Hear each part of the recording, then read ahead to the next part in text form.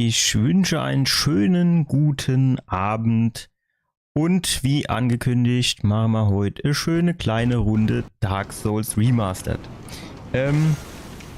Ich habe mir überlegt, dass ich da mal so einen kleinen No-Death-Run machen will und dafür brauche ich Training. Ich habe auch so ein Overlay, theoretisch, also wo dann angezeigt wird, welchen Bossgegner man gemacht hat, wie viele Punkte das gegeben hat und so weiter und so fort. Habe ich jetzt nicht aktiviert, weil es ist jetzt erstmal nur Training. Und ich glaube jetzt nicht, dass wir heute wesentlich über die ersten 2 Bosse hinauskomme.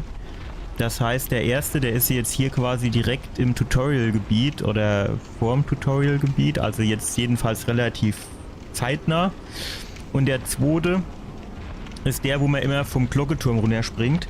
Und also bis dorthin könnte man es, denke ich, packen.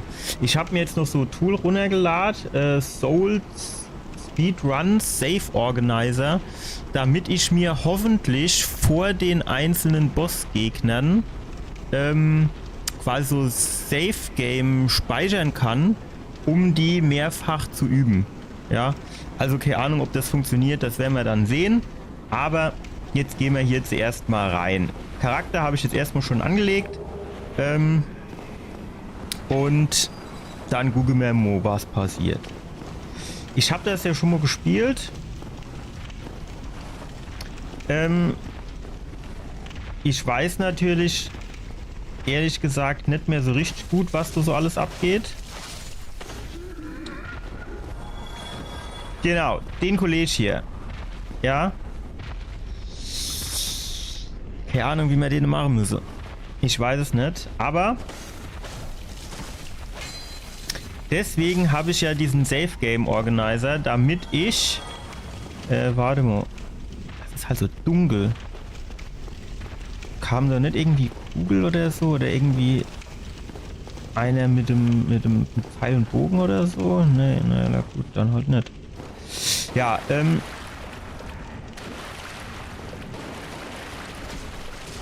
also da müssen wir mal gucken, wie das läuft. Ich denke, dass wir den ersten Boss hier schon ein paar Mal machen müssen, weil ich so die Befürchtung habe, dass das nichts gibt.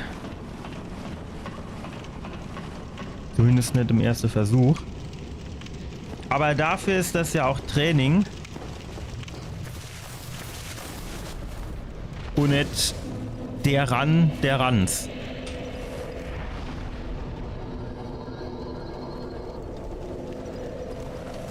So.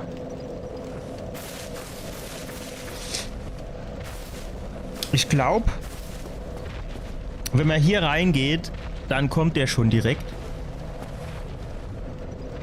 Ja, ich höre nach Schlappe. So, jetzt muss ich mal gucken, wie das hier mit diesem Tool funktioniert. Ich sag jetzt einfach mal... Warte.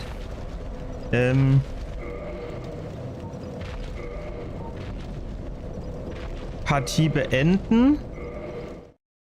Dann müsste ich ins Hauptmenü kommen. Dann mache ich Import Save State. Okay, ja, alles klar. So, Import Save State. So, jetzt hat er hier so einen Save-File geladen. Jetzt nenne ich das mal um in erster Boss.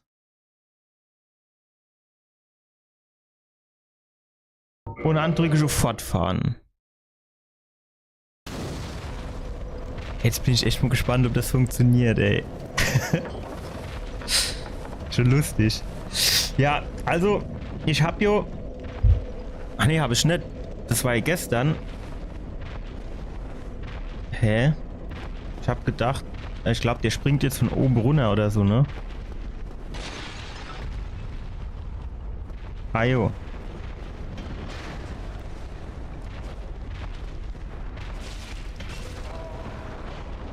Geil.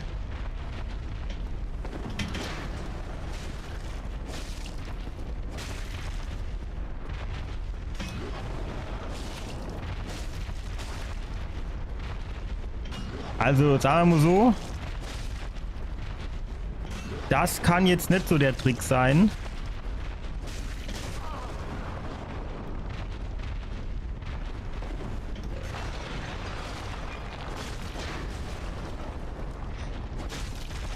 Oder muss man den doch später machen?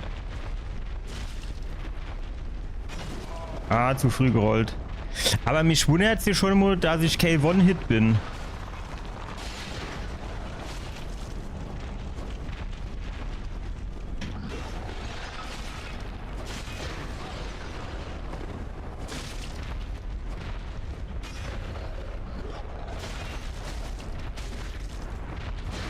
Ja, ich wollte gerade sagen, kann er mich jetzt vielleicht mal kaputt machen? Dann kann ich nämlich ausprobieren, ob das mit diesem Safe Game funktioniert hat, wie ich mir das vorstelle.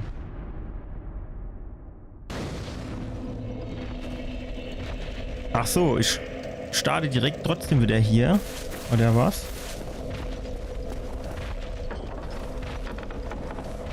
Aber jetzt schlappt der doch schon... Ah, guck mal, jetzt sind hier mal Rünger.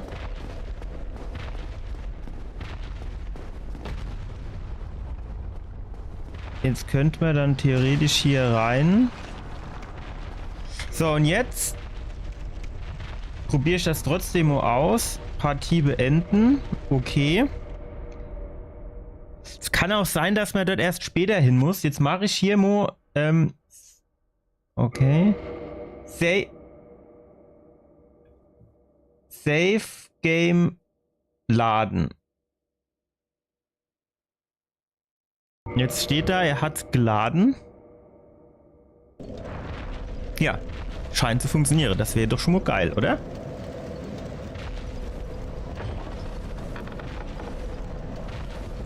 Also das ist wohl eher nette Trick, so den zu kämpfen. Es ist wohl tatsächlich so, dass es Sinn macht, hier abzuhauen. Ja, ich würde jetzt vielleicht trotzdem noch mal gerne gucken, was hier als Nachricht steht. Weg hier. Nee.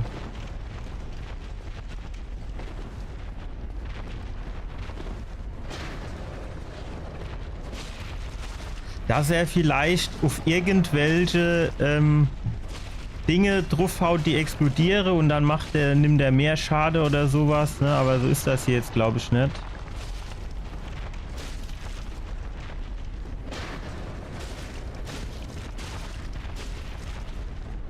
Ich meine grundsätzlich, wenn man jetzt so hinter dem ist.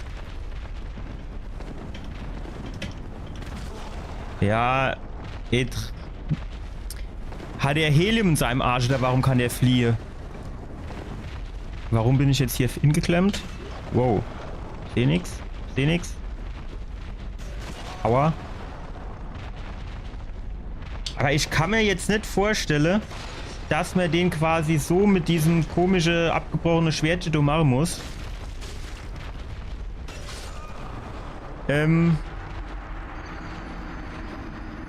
Ich gehe davon aus, dass man dort später mit einer anderen Waffe nochmal hin kann.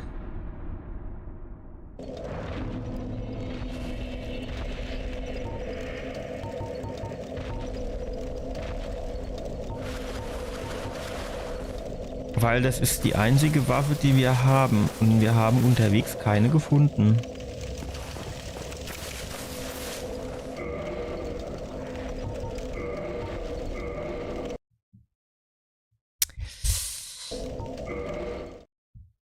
Schwierig jetzt.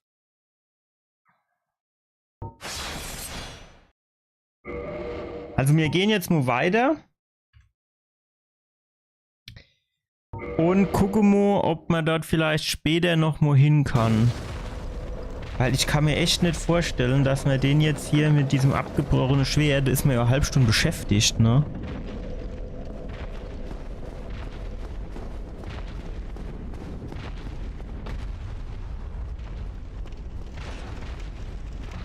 Ja, wir gucken mal weiter.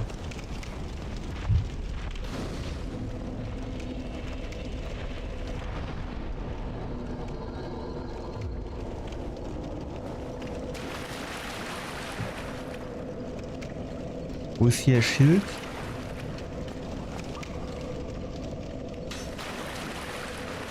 Ich sehe kein Schild. Ah, wahrscheinlich hier das. Ja. Ja, genau. Hat er das jetzt automatisch ausgerüstet? Nee. Ausrüstung auswählen. Schild. Was ist hier? Und jetzt haben wir hier quasi... Wenn der wegrennt, dann ist das 100%ige Fall.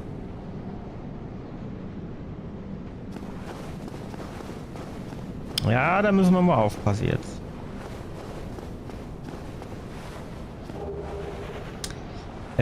Vermutlich auch noch eine vernünftige Waffe. Ist das eine Waffe oder ist das eher so eine Art Wurfmesser?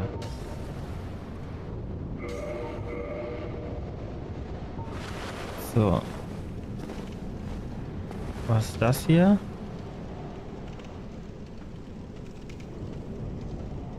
Ach so, ja gut. Das brauchen wir nicht.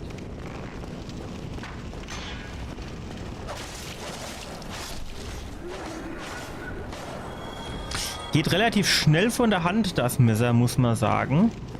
Oh, ist hier noch ein Boss? Oder ist das die gleiche Boss-Arena wie eben? Oder ist das gar keine? Ich glaube, hier gab es auch so Nebelwände, wo kein Bossgegner hinten dran war. Ja, genau. Okay. Schritt zurück, WASD. Ah, aber jetzt könnte man theoretisch hier noch mal runter, oder? Und könnte da mit der Waffe die ganze Geschichte noch mal machen. Ist das so? Vielleicht findet man aber auch noch wirklich eine richtige Waffe.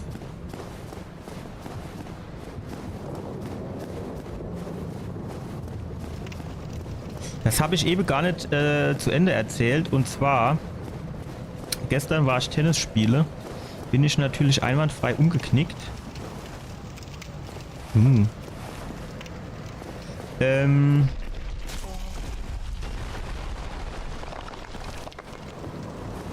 Danke fürs Gespräch. Bin ich einwandfrei umgeknickt. Zwar ich heute nur beim Doktor, sieht aber eigentlich so alles ganz gut aus. Also sollte nichts passiert sein, nichts Schlimmes zumindest.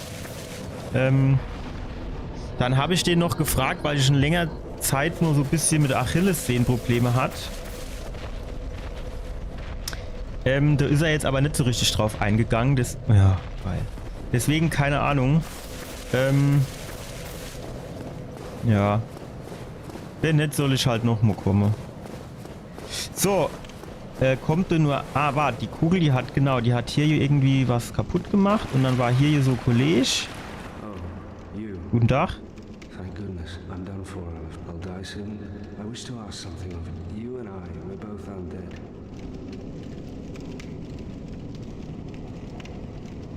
Was hätte ich solle entscheiden? Regrettably, I have failed in my mission, but perhaps you can keep the tool. There's an old saying in my family, thou who art undead, and thine exodus from the undead is silent when thou ringest the bell of awakening. Well, now you know. Oh, one more thing. An Estus flask. Das ist ja schon mal praktisch. Kann man vielleicht noch mal mit ihm sprechen? Ach, guck mal. Jetzt habe ich quasi den sterbenden Ritter ausgenommen. Und ich weiß immer noch nicht...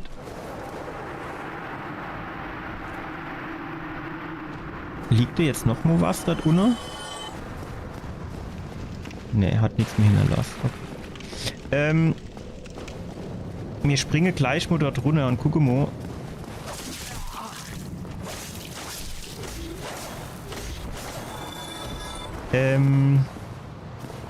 Die Waffe hat er jetzt nicht fallen lassen, ne? Ne, natürlich nicht.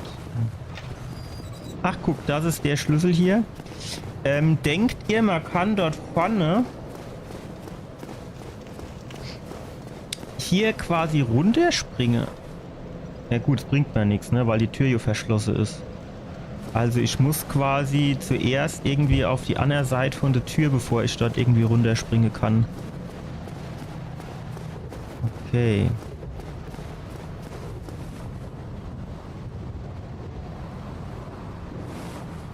Gut, aber warum tritt Sprungangriff? Soll das ein Sprungangriff sein?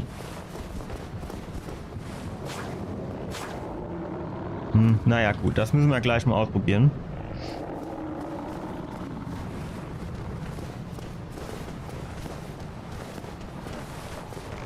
Das sind aber viel Gegner auf einmal.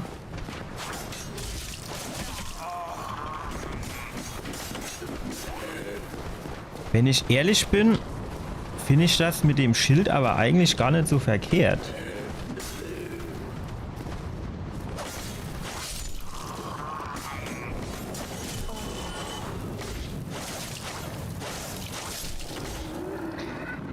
Wie der jetzt bei jedem Schlag einen Schritt nach hinten ausgewichen ist. Ist nicht zu glauben. So, jetzt war hier noch ein dritter, glaube ich. Genau. Haha. Sehr gut. Während des Fallens Sturzangriff. Hinter dem Gegner kritischer Angriff. Also das Schild nützt uns hier jetzt wahrscheinlich nicht so viel. Jetzt können wir so Flask nehmen, dass wir nochmal volle Energie haben. Und dann könnte man den... Ah shit, ich habe vergessen, Speichern zu drücken.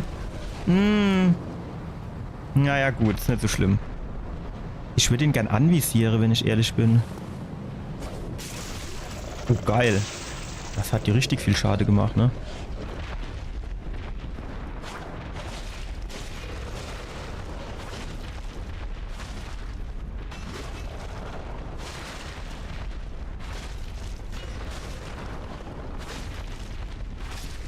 Gut, also das ist the way to go.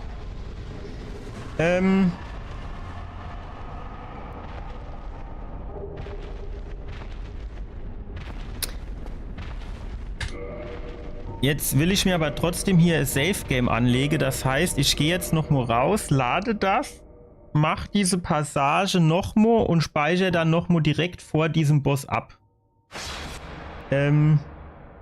Einfach damit ich das trotzdem zweimal üben kann. Aber eigentlich soll das kein Problem sein, oder? Also der ist relativ easy zu machen, würde ich sagen.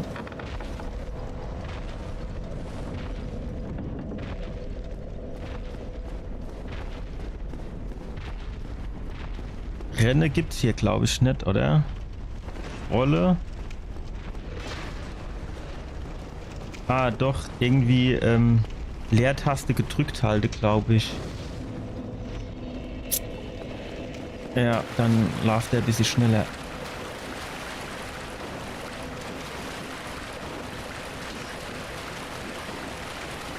Ups. Schnell hier rein. So, Schild ausrüsten.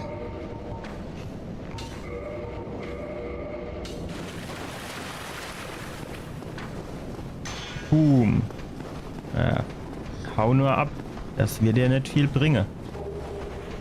Genau, so jetzt haben wir das Banditenmesser. Das heißt, können wir das ausrüsten. Sehr gut.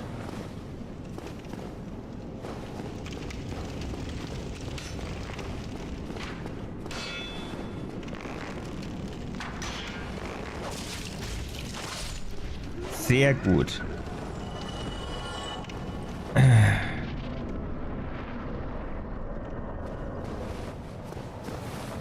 Genau, jetzt sind wir hier.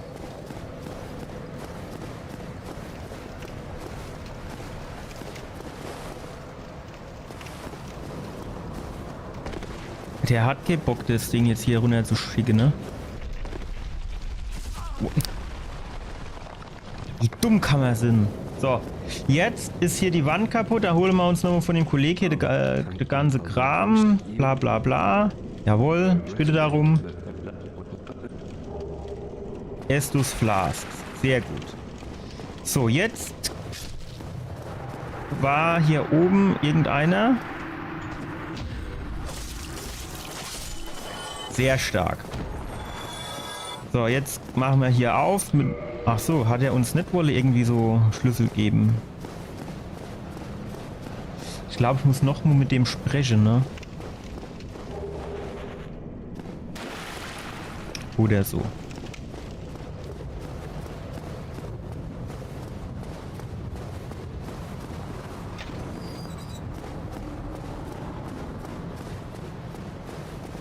Sodele.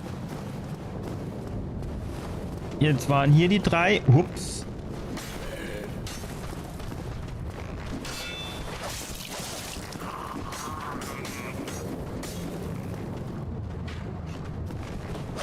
Wow. Ei, das war jetzt wieder dumm.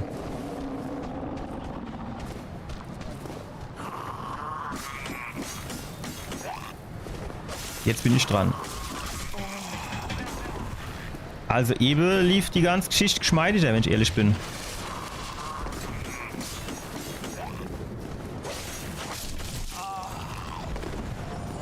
Hey, zu zweit ist auch unfair.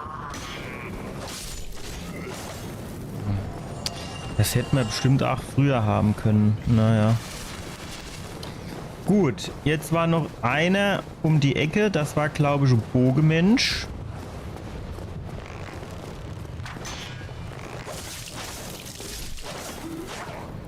Sehr schön. So, jetzt nicht vergessen, Safe Game anlegen. So. Und zwar müssen wir jetzt hier machen. Import Save State. Rename. Erster Boss. Zweiter Versuch oder so ähnlich. Also mit dem Tool finde ich jetzt schon direkt wieder geil. Gut. Ich muss mir hier auch irgendwie gleich noch ein paar Notizen machen. Geil. Richtig geil.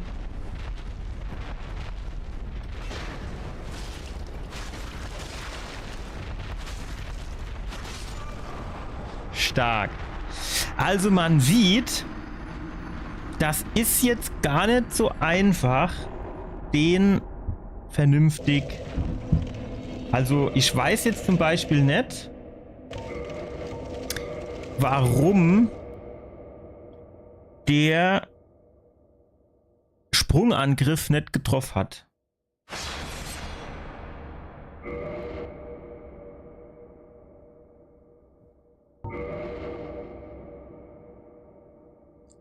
Das weiß ich nicht.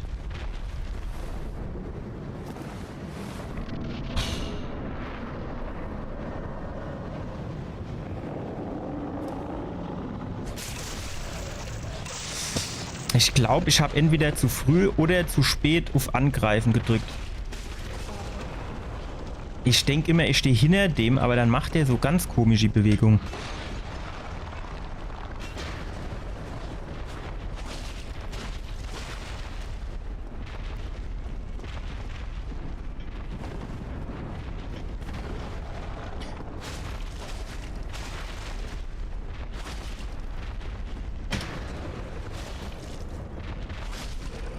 Eigentlich ist der nicht schwer. Also dieser Sprungangriff, der muss sitzen und dann ist eigentlich okay. Aber man darf natürlich auch nicht oft getroffen werden, ne? Das muss man halt auch mal wieder sagen. Ach so, jetzt habe ich, glaube ich, die Abkürzung gar nicht freigeschaltet, ne? Oder? Nein, habe ich natürlich nicht. Ja, geil.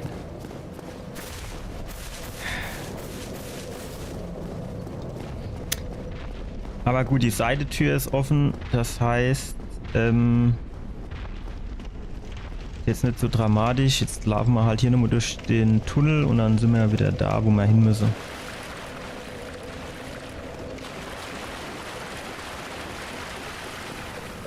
Hier dürfte ja nichts mehr auf dem Weg sein. Das heißt, hier können wir schnell durchrennen. Hey, warte mal. Wo? Ah.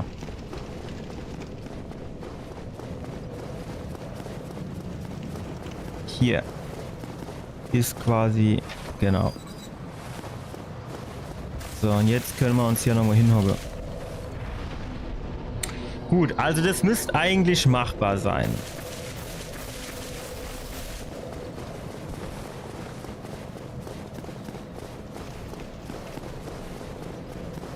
Wow. Ach so, ich hab mich schon wieder hingehockt, ne? Ah. Ey, ich hab das Schild oben gehabt. Was soll denn das? Gut. Jetzt sind hier wieder die 3 um die Ecke.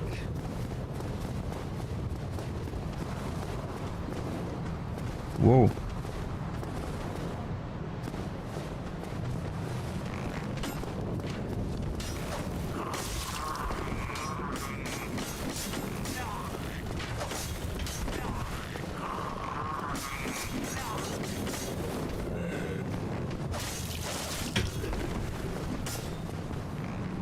Jetzt müsste ich... Oh, obwohl, wenn er vorgestürmt kommt...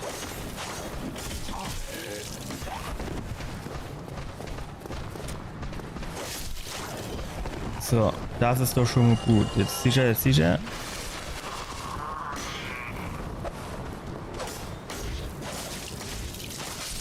Sehr gut.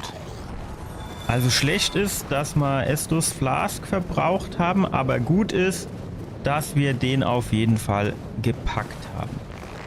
Ohne zu sterben. So. Und jetzt geht's, denke ich, hier weiter. Der sieht stark aus.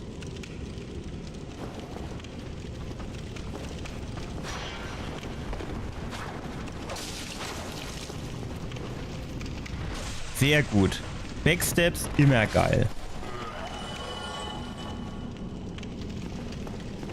Also die...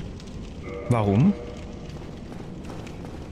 Habe ich einen Schlüssel vergessen?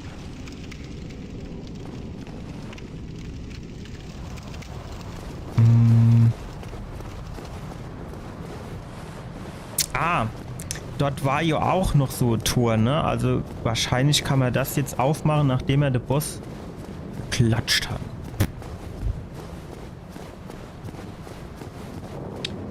Schauen wir mal. Zack.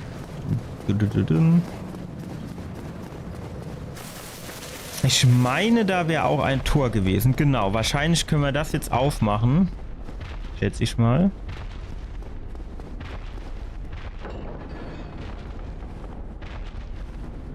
Kommt der jetzt noch mal, weil es hier so erschüttert quasi vom Gehen? Nee, ne?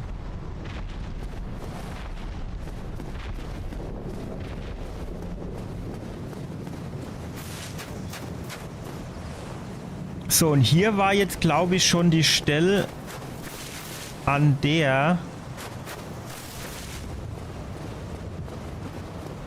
der Vogel uns gegriffen hat und weiter transportiert hat. In the ancient legends it is stated that one day an undead shall be chosen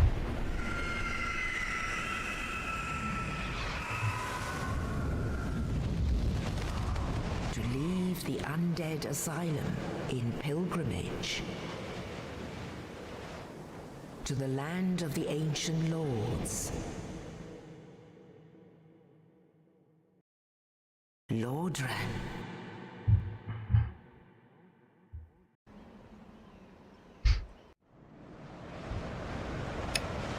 So. Jetzt geht ja das Spiel eigentlich erst los. Jetzt können wir schon mal direkt gucken, ob wir jetzt nicht hier aufsteigen können. 1, 2, 3. Geil. Annehmen. Okay. Wahrscheinlich müsste man sich jetzt für diesen No-Death-Run aber auch noch Gedanken darüber machen, was für Waffen man nimmt. Und dementsprechend was man hochlevelt, ne? Well, what do we have here? You let me guess. Fate of... But there's no salvation here. Well, since you're... There are ones. Bring them, but not much to go. So...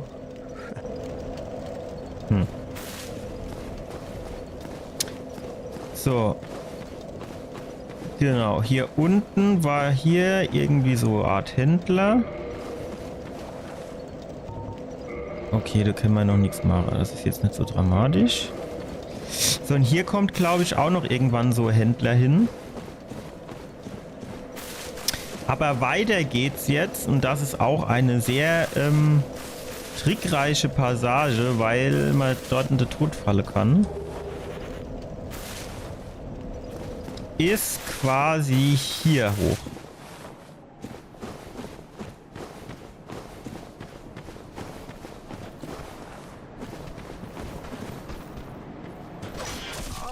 Wow.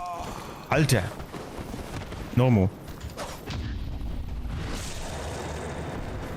Sehr gut. Geil wäre es jetzt, wenn wir bei so einem Parry quasi Energie zurückbekämen. Ja, komm du mal schön hier vor. Da hinten kämpfe ich schon mal nicht mit dir.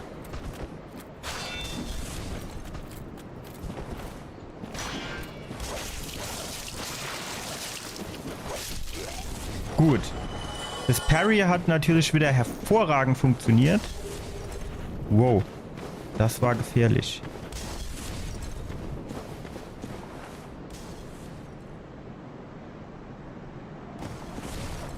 Vielleicht... Wait, wie sind wir hier hinkommen? Ah. Ich habe gedacht, oh Gott, jetzt falle ich in den Tod. Ich hock mich jetzt noch mal kurz hier an das Lagerfeuer, weil dann kann ich mir hier auch noch so Safe Game quasi machen. Für die Treppe vielleicht nur zu üben, bei Bedarf.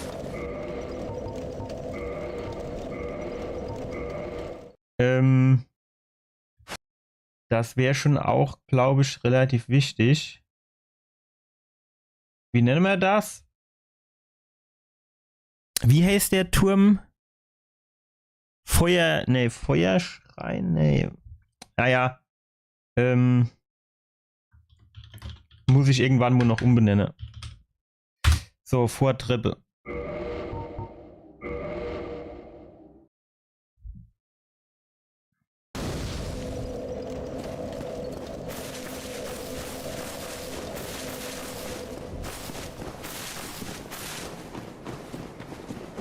Weil die Treppe hier, die ist schon auch so ein kleines bisschen trickreich.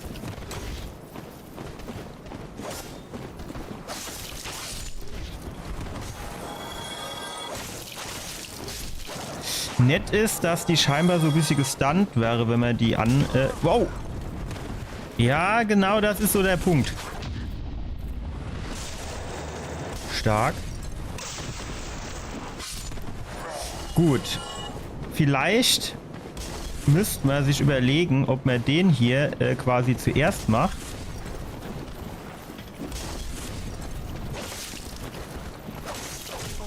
Wow, ja, jetzt ist schon wieder direkt die Kacke am Dampfe. Oh, Glück gehabt. Hier die Passage ist wirklich... Ah, okay, wenn ihr alle hier runterkommt.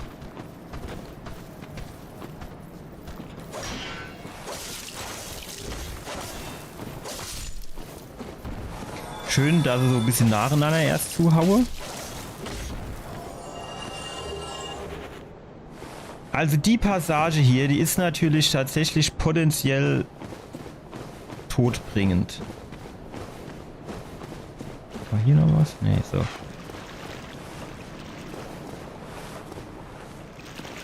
Okay.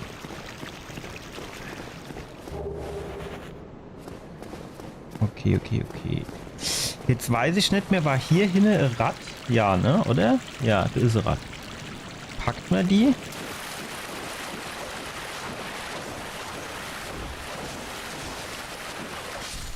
Ja, okay, easy. So, hier vorne an den Gittern war ein Händler, aber es kann sein, dass der Händler erst später noch kommt, oder ist er jetzt schon da? Okay, da kommen wir noch nicht durch.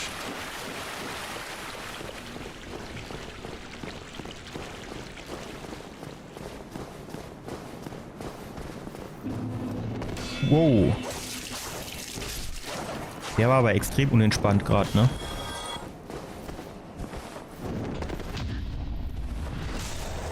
Wenn der Parry klappt, ist er einfach geil. Aber meistens verkacke ich das Parry-Fenster.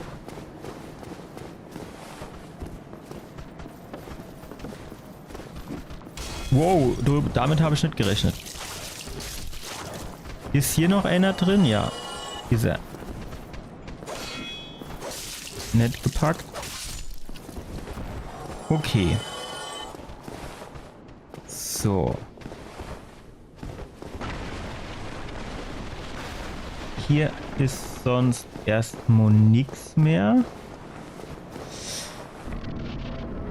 Warum habe ich eigentlich auf einmal 9 Estus Flasks? Normal habe ich doch nur 5 gehabt. Das verstehe ich nicht.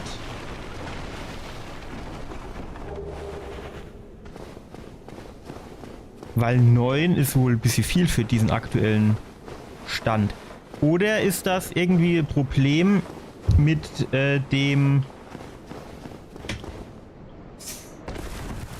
mit diesem Soul Speedrun Save Organizer, dass man dort irgendwie dass das quasi wie so ein Bug ist, dass man dort jetzt mehr Estus Flakons hat.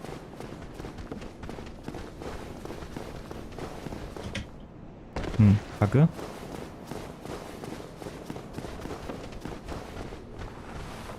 Ist das machbar oder ist das nicht machbar?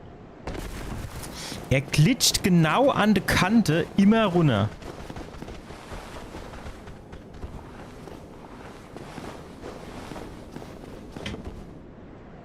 Boah, ich glaube, das geht nicht, oder? Aber muss ja so gehen, würde ich sagen. Also ich bin mir... Alter, das hat so gerumpelt, dass ich nichts gesehen habe.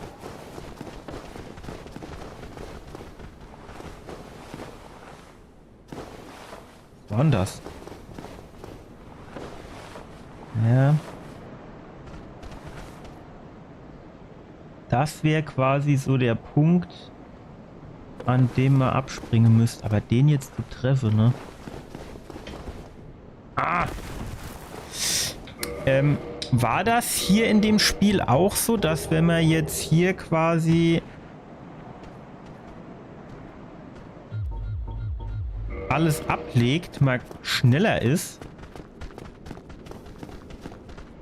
Beziehungsweise dann auch weiter springen kann? Scheint erstmal nicht so zu sein.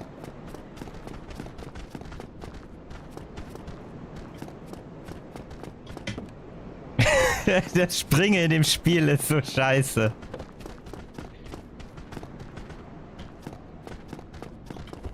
Ah! Ja, keine Ahnung. Also geht jetzt nicht. Ich bekomme es zumindest nicht hin.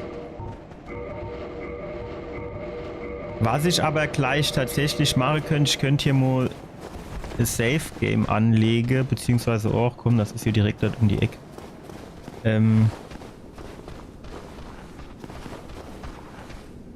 Ich kann jetzt halt auch nicht erkennen, ob hier oben überhaupt irgendwas ist.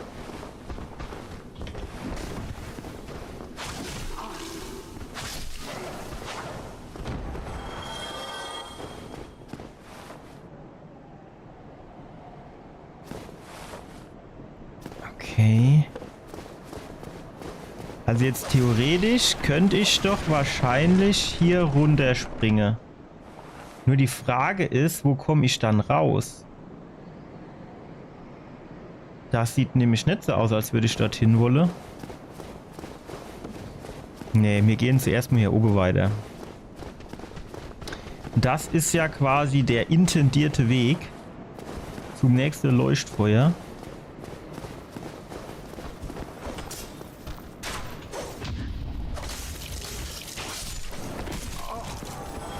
Ey, was für ein Sprung! Das war wieder Parry aus dem Himmel. Oder aus der Hölle eher, ne? Zack.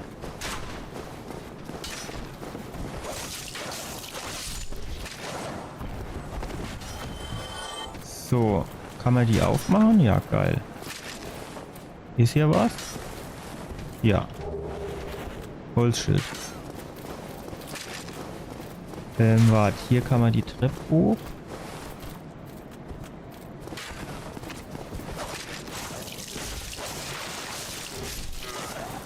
Sehr gut.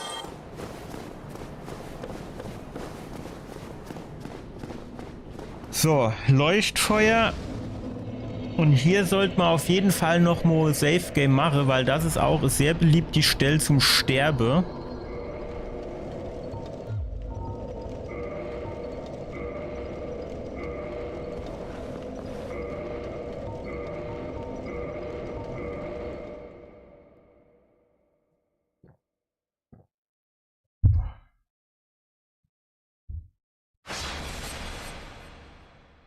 Und zwar nennen wir das jetzt Durchgang Anfangsgebiet. Ups.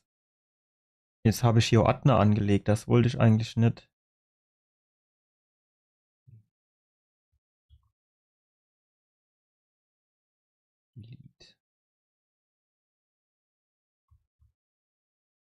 So. Fortfahren.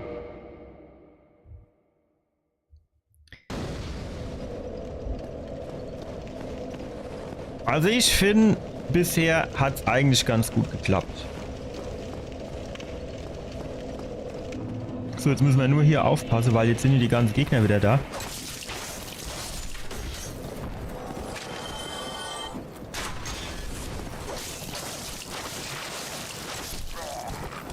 Dreht bitte um. Sehr gut. So, und zwar ist hier irgendwie das Problem, dass die Typen hier oben so Feuerwerksdingsbums hier runterschmeißen. Und hier in dem Raum sind, glaube ich, 2 oder 3 Gegner, die... Wow. Nein. Boah, fuck. Das wäre fast in die Hose gegangen. Genau, so, jetzt kommen die hier vor. Das ist doch ganz geil.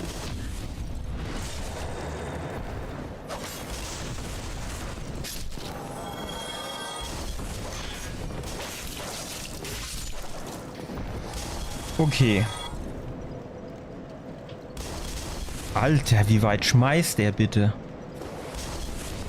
Gut, jetzt rennen wir hier einfach durch, als gäbe es kein Morgen. Lauf, Forrest, lauf. Sehr gut. Oh, an den hätte ich jetzt tatsächlich nicht gedacht. Warum macht der das dumme Schild nicht hoch?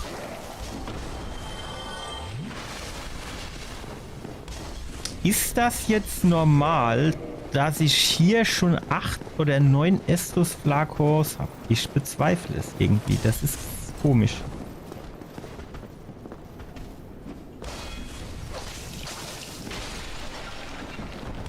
Ich habe hier irgendwas hinter mir gehört. Es könnte auch überhalb von mir sein. Kann ich den hier irgendwie so ein bisschen pulle? Ja, komm. Sehr stark. Oh, der hat aber ein Hülle Tempo drauf, ne? Eigentlich war der Parry doch jetzt gut, aber der hat jetzt nicht, also diesen Finisher gemacht. Ist das eine Ratte hinne? Nee. Ist das eine Mimik? Ich glaube, Mimik ist es, wenn die Kette noch Pfanne ist, ne? Das ist noch ein bisschen früh für Mimik. Schwarze Feuerbombe. Ja, das ist ganz geil. Hoffe ich aber, dass wir das gar nicht brauchen. So. Jetzt geht's hier hoch. Da sind aber auch wieder Highlife und Dose, ey.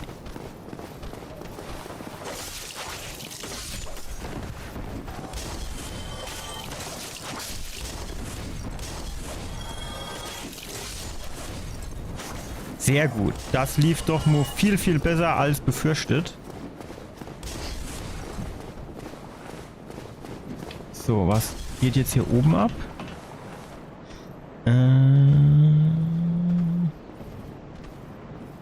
Die Frage ist so ein bisschen...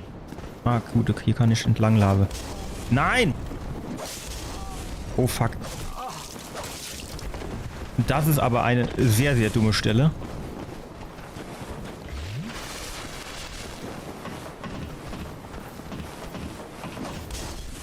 Genau, wenn du hier runterkommst, das wäre mir ganz recht. Am liebsten wäre es mir, wenn die auch noch hier runterkommen, so am besten nacheinander.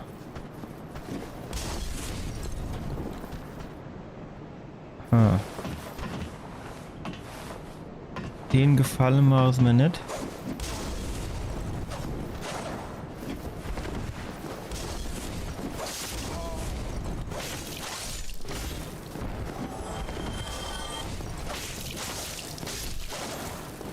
Man könnte ja auch irgendwie dort runtertreten, aber das habe ich noch nie hinbekommen. Da weiß ich auch nicht so wirklich, wie das funktioniert. Also das stand ja vorhin dort, wie das geht, aber ich habe das jetzt 2-3 Mal ausprobiert und es hat nämlich genau nicht funktioniert.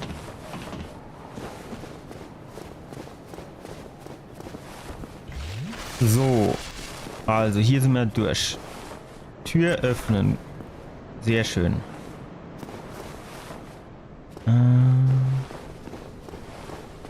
Erstmal keine Gegner am Start. Okay. Gold hat. Das ist nämlich ganz geil für den nächsten Bossgegner.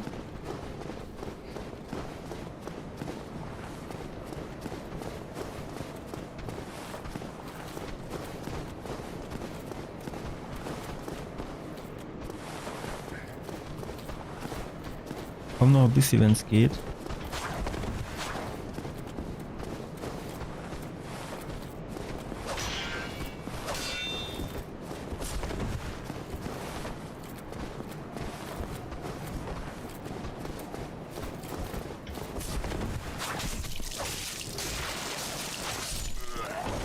Sehr, sehr schön. Wie war denn das? Ich glaube, hier auf dem Turm war auch noch irgendwie so... Genau. Das war aber nur einer, ne? Ja, okay.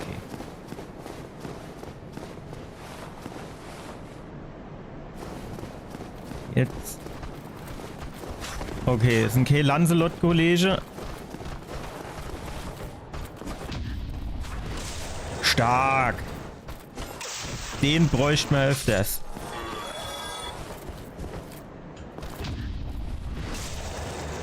Hey, wenn die sitze, das ist so geil. Sehr gut. So, jetzt könnte man theoretisch hier runtergehen und so Black Knight machen. Das würde ich jetzt aber tatsächlich eher noch nicht machen wollen. So, und der tut hier...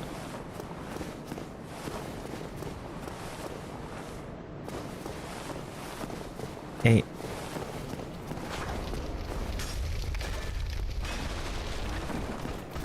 Wow. Dass er so schnell nachgelaufen kommt, war mir jetzt nicht klar.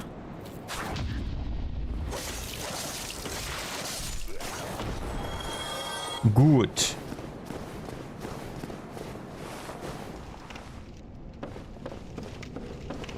So, was war hier? Der General Schlüssel. Der funktioniert hier überall. Hier runter geht's, glaube ich, zum, wie heißt der? Mit dieser Steinrüstung. Zu dem gehen wir jetzt natürlich nicht. Sondern wir gehen schön hier hoch.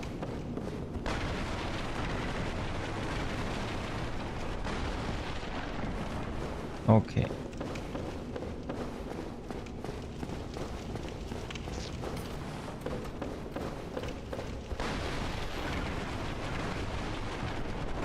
Ich bin mir jetzt tatsächlich nicht mehr sicher, ob es hier schon direkt zu diesem Bossgegner geht. Falls ja, wäre es vielleicht gar nicht so dumm, wenn man hier mal dieses Goldharz ausrüsten würde. Genau. Muss man den zuerst aktivieren quasi?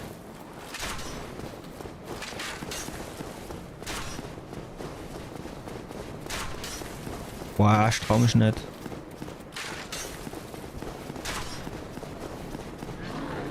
Jetzt kommt der, oder? Ja, jetzt kommt der. Jetzt kommt der. Ah, shit. Mir hätte müssen... Oder, ja... Erstens haben wir kein Safe Game angelegt. Scheiße. Und zweitens hätten wir die hier zuerst machen müssen, ne?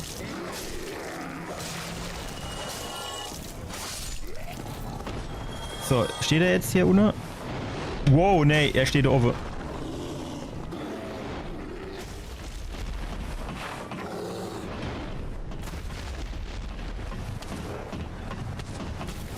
Nee, jetzt steht er da unten. Oh, fuck.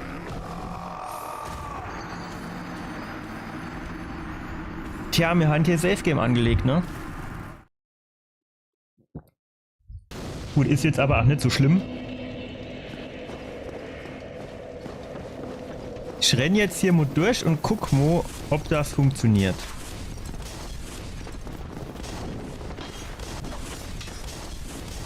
Beziehungsweise wie weit wir damit kommen.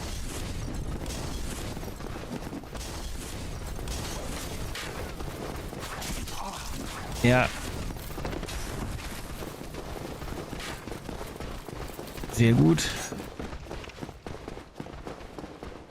Jetzt stelle ich mich hier oben hin und warte, ob hier Gegner hochkommen.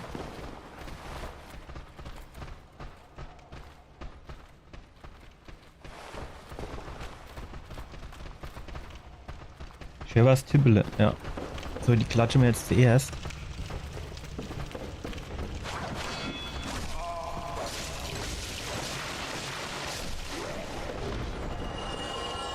Was? Die haben 8 Estus Flakos. Jetzt habe ich auch nur 5. Ich wusste doch, das ist irgendwie komisch mit den 8 oder 9, die Stadt hat.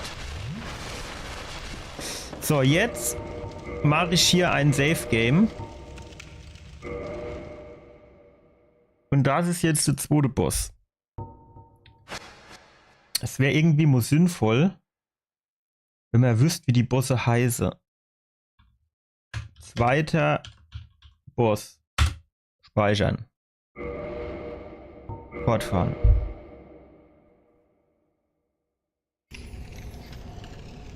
So.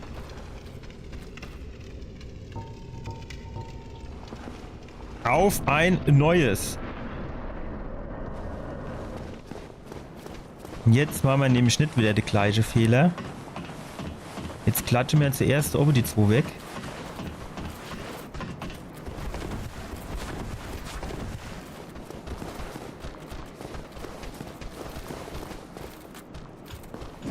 Ja, wieder verkackt.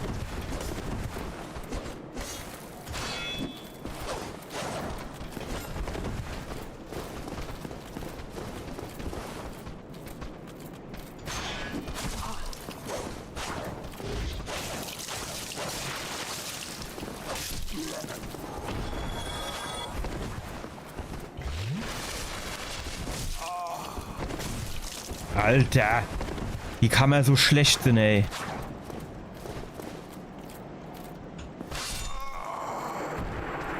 Wieder den Parry verkackt. Aber das Gute ist, wir können jetzt dieses Safe Game neu laden, ne? So. Ey, das ist so geil mit diesem Tool. Ich finde das echt geil.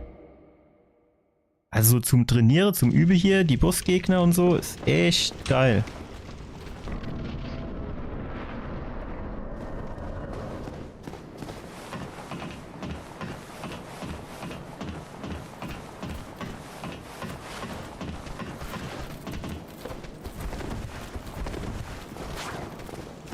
So, wer ist der Erste?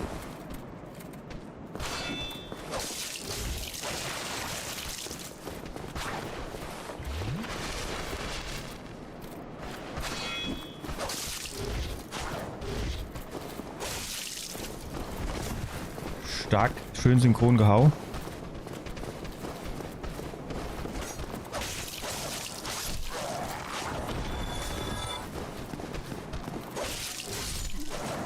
So. Jetzt aber. Man konnte doch hier auch die Leiter schnell runter machen. Wie ging das nochmal? Leertaste gedrückt Halle geht nicht. Shift gedrückt Halle geht auch nicht.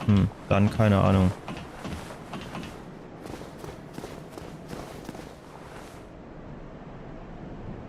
Wann macht man hier jetzt am sinnvollsten den Blitzkram drauf? Komm. Ach geil, jetzt ist es wieder weg.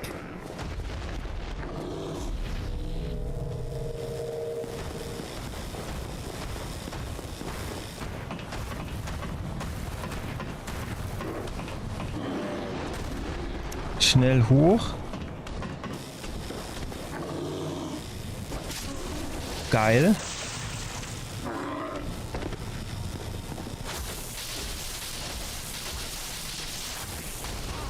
Aua. Nicht schlimm. Aua, jetzt wird's langsam dumm.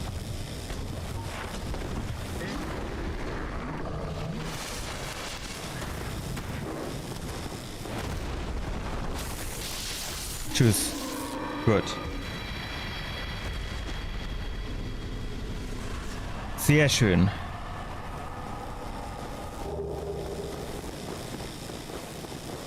Ach so, ich habe eben gedacht, was macht denn hier so Lärm? Aber das ist mein Blitzschwert. Das ist irgendwie Audioprobleme oder so. Aber ich habe, doch, jetzt habe ich ein paar Rune bekommen. Oder Seele. 3000 rum. Gut. Jetzt könnt ihr hier eigentlich auch wieder so eine Art Leuchtfeuer kommen, oder? Hm. Oder nicht? Oder? Was geht mit dir ab? Ah, hello. I am Solaire of Ast. Now that I am undead, you find that no need to hide your reaction. Ei, gut. Er hat jetzt nicht so viel zu erzählen gehabt. Ah. Du sind wir doch herkommen, oder? Ist jetzt zu? Ne, wir sind von der anderen Seite gekommen, ne? Genau, von hier sind wir gekommen.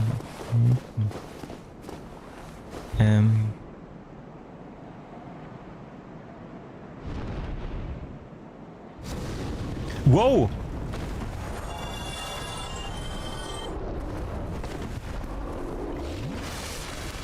Ich hab nicht gewusst, dass der so früh quasi hier...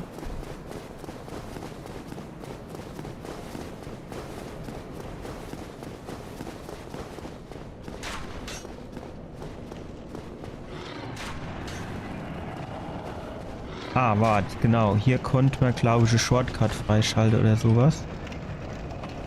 Genau, ja, geil. Ich konnte mir nicht, wenn man Shift gedrückt halt und runter geht, schnell runterrutschen. Komisch. Gut, aufsteigen.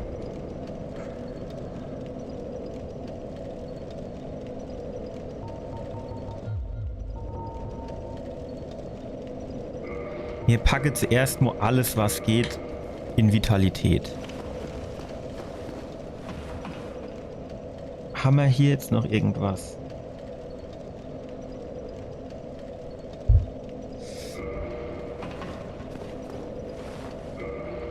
Ich sag mal so, ich mache jetzt lieber ein paar Safe Games mehr, als dass wir nachher uns ärgere und uns welche fehle. Und zwar nenne ich das Teil jetzt hier vor Drachenbrücke oder so ähnlich.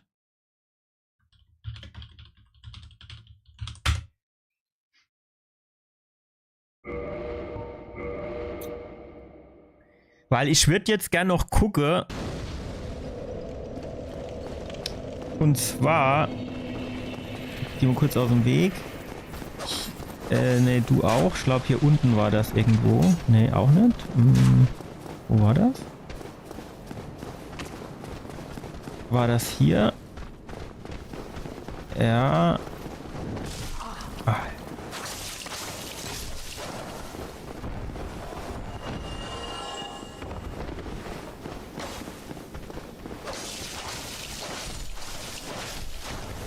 So. Genau, hier war das.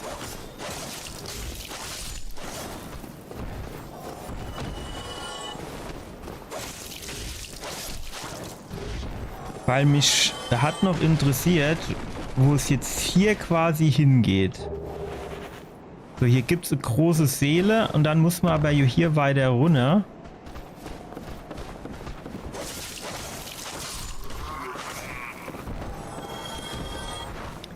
Hier ist Sackgasse.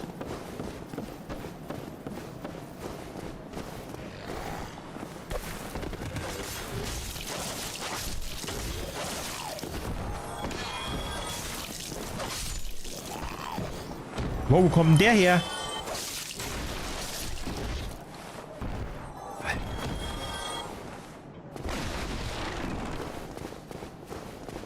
Okay. Ich habe nämlich jetzt keinen Plan, wo wir hier sind.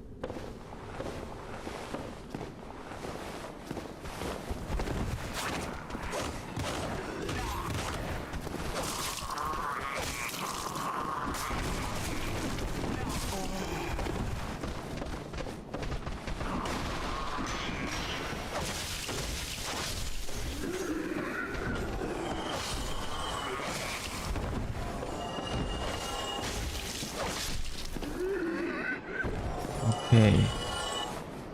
Weil wenn man jetzt hier quasi runterkommt in...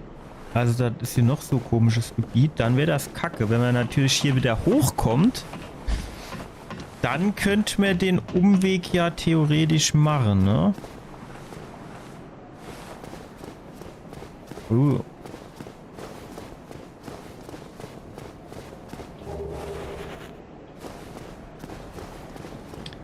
Also jetzt quasi... Ah, hier kommt man hier runter. Wieder und auf die Treppe. Okay, das heißt, den Weg... Also das könnte man theoretisch auch noch machen, um hier an der Stelle ein bisschen mehr Gedöns zu bekommen. Seele, Rune, was auch immer. Okay. Alles klar.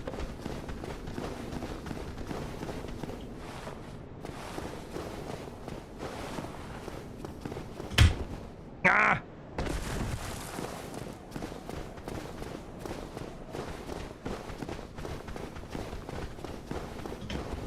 Nein. Keine Ahnung. Wenn ich noch später abspringe,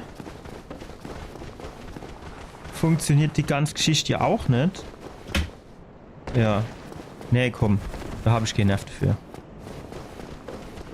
Weil, also das Ding ist, ich weiß hier noch nicht mal, ob dieser Sprung überhaupt funktioniert. Ich gehe erst mal davon aus, dass ja, aber ich weiß es nicht. Und ich will jetzt natürlich auch nicht ewig und 3 Tage hier jetzt rumlungern und diesen Sprung probiere. Nur um dann rauszubekommen, dass er eigentlich gar nicht funktioniert, ne? So. Zocken wir uns hier nochmal hin.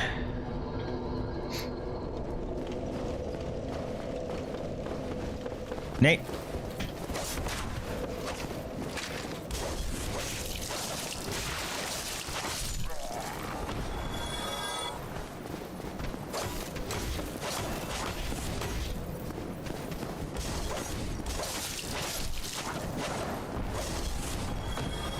Der ist hier auf der Treppe natürlich nicht gut positioniert. So. Jetzt könnte man nämlich... Warte, hier war noch einer. Jetzt könnte man natürlich auch noch hier runter gehen.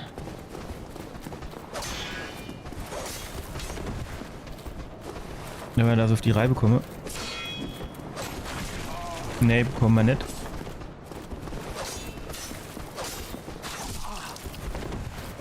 Muss der jetzt hier auf der Treppe stehen bleiben?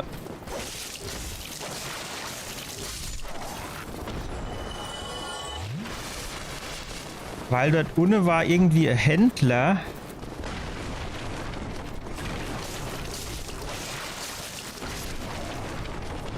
Und dort hat man auch irgendwas bekommen, was irgendwie gut war.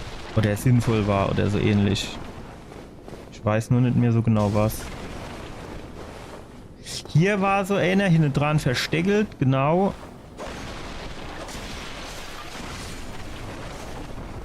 Hat man bei dem irgendwie das Katana bekommen oder wie war das? Aber nur wenn man umgebrungen hat oder so irgendwie. Wir gucken zuerst mal, was er im Angebot hat, bevor wir jetzt martialisch wäre. Wurfmesser, Brandbombe, trocknete Finger, Anwesensschlüssel, Dolch, Kurzschwert, Krummsäbel, Rapier. Vielleicht hat man auch das Rapier bekommen. Boge ist natürlich immer geil.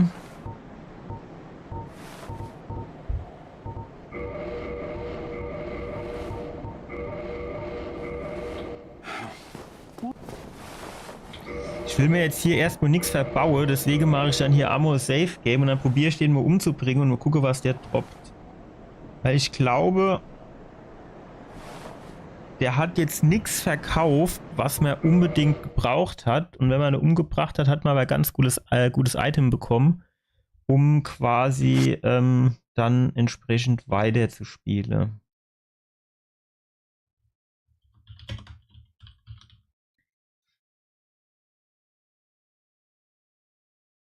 Ich mache jetzt ein neuer Ordner.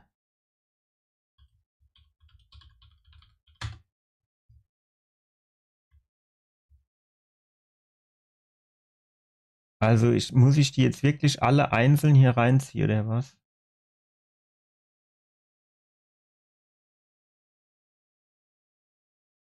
Schaut so aus. Es kann natürlich auch sein, dass der mich jetzt richtig kaputt fickt, aber mal schauen.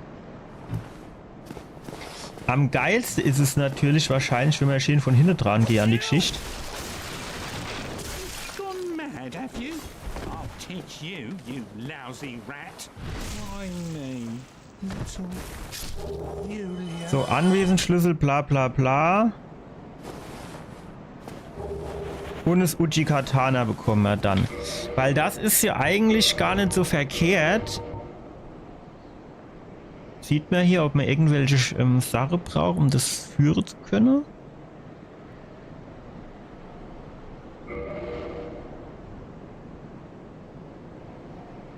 So, und wo sieht man, was die Werte sind für das Teil? Status, Anzeige, umschalten. Hier, glaube ich, ne? Okay, da brauchen wir jetzt Stärke 14 und wir haben 9. Also müssen wir jetzt quasi die Stärke auf 14 bringen und dann könnten wir das Uchi-Katana hier verwenden.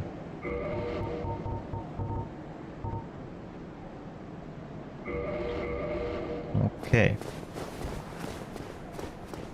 Das wäre dann tatsächlich eine Überlegung wert, denke ich.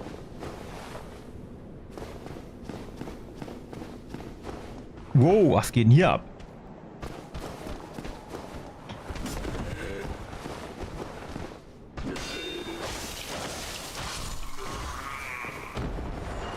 Tick, Trick, Track und Fuck.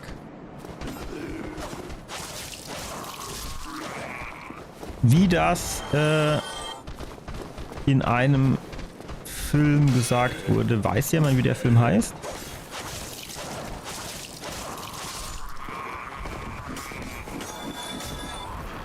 Das ist richtig aggro gewesen eben. Sehr gut. So, wo kommen wir hier jetzt raus?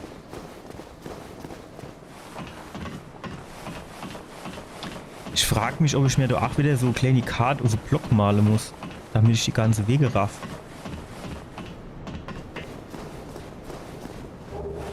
Wurfmesser.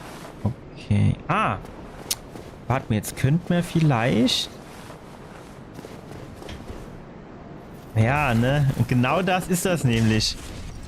Da hätte ich jetzt können noch eine halbe Stunde probieren und dieser Sprung ist gar nicht gedacht für von dort unten zu funktionieren. Auf der anderen Seite weiß ich jetzt auch noch nicht so genau. Ah, hier ist noch was. Ach cool, Armbrust und Bolse. Das ist natürlich nicht verkehrt, ne?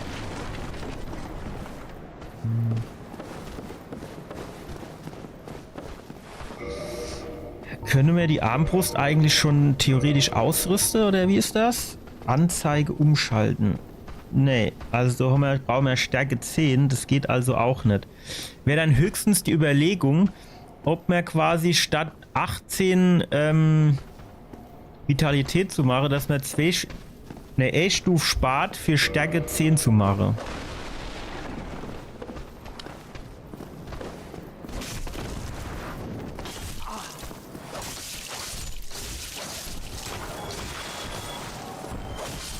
Das ist schon ganz geil, ne? Dem eine Bossgegner, beziehungsweise beide Bossgegner, habe ich mit diesem Sturzangriff quasi die Hälfte von der Energieleist weg pulverisiert, muss man ja schon fast sagen. Aber hier den Billo-Gegner, der hier mitten in der Pampa steht, wenn ich hier Sturzangriff mache und dann, keine Ahnung, die Hälfte von der Energie oder so. Das ist ein bisschen komisch. Aber okay. So. Genau, wie ging es jetzt weiter?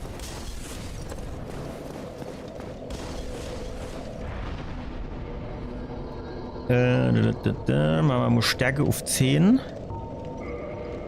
Dass man zumindest nur die Armbrust im Zweifel benutzen können. Und jetzt geht es quasi oben beim Drache weiter.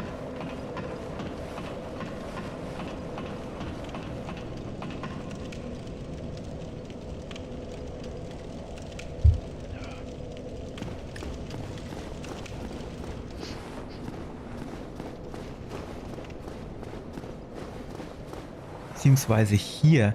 Aber hier konnte man doch mit einem Bogen drauf schießen, bis der Schwanz abfällt und man ein gutes Schwert bekommen hat. Aber wo hat man denn dann den Bogen herbekommen? Hat man den bei dem Händler gekauft? Hab ich den vielleicht jetzt sogar? Nee, ne? Und hier habe ich aber auch nur irgendwie 50 Pfeile oder so. Und jetzt 16 nur. Das reicht dir im Leben nicht.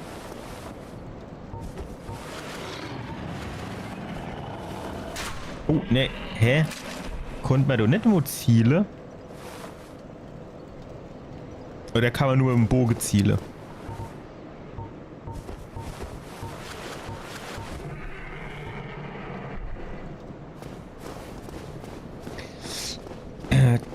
Also ist vielleicht dann doch nicht so clever. Ah, zu spät dran gedacht, dass die Feuerbrunst kommt. Ich glaube, es hieß... Ach komm, ich heile mich zuerst, ne? Ich meine, es hieß, wenn man hier irgendwo steht, bekommt man auch nichts ab.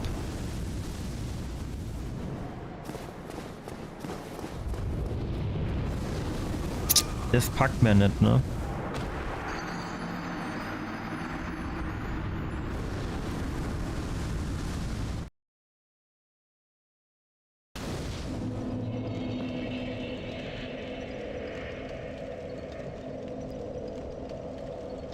Also wahrscheinlich kann man oder muss man oder sollte man, wie auch immer, bei diesem bei diesem Händler dann den Bogen hole, dass man dann hier mit dem Bogen so lang drauf schießen kann, bis der Schwanz abfällt und man dieses Schwert bekommt.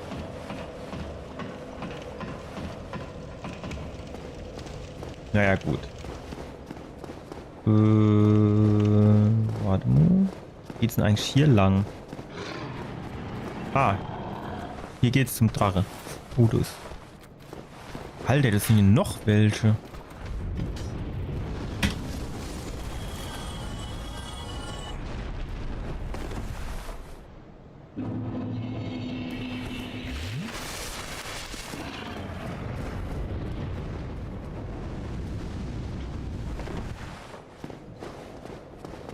Wo? Ah, hier unten ging's weiter, ne? Ja, ja, klar. Erinnere ich mich wieder. So, und zwar ist das wieder so richtig geil, die Passage. Das sind hier nämlich 2 Gegner. Oh, da ist der schon direkt.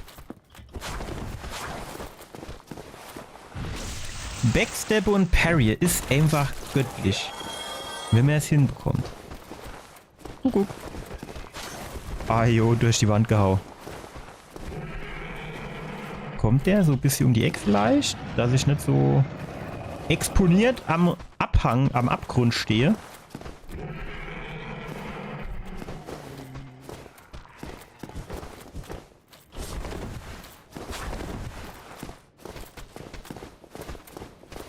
Na.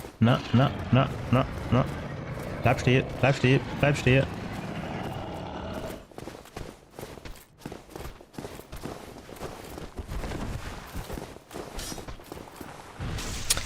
Man muss quasi warten, bis er einmal geschlagen hat. Oder gestoßen. Langschwert, auch geil. Kann ich mit Sicherheit natürlich auch noch nicht benutze. F. Oh doch, guck, Langschwert könnte ich benutzen. Das ist doch vielleicht eine Idee.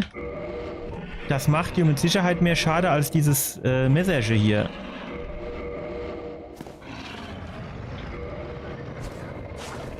Ja, das ist doch ganz geil.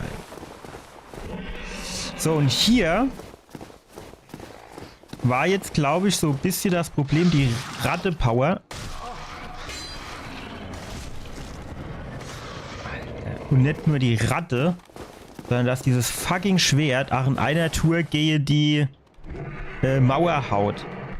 Insofern wäre an der Stelle vielleicht ja sogar dieses Banditemesser besser.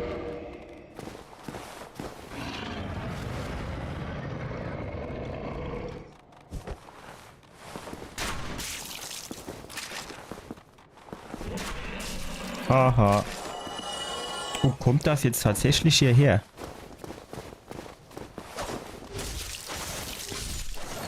Wow. Ja, da wäre er fast mitten der Abhang. Mitten der Abgrund. Jetzt haben wir doch hier drin eigentlich ein bisschen mehr Bewegungsfreiheit. Da könnten wir doch dann eigentlich wieder aufs Langschwert switchen, oder? Zack. Und das könnte man auch beidhändig nehmen. So, in der Ecke ist ein Rad, aber ist in der anderen auch noch ein.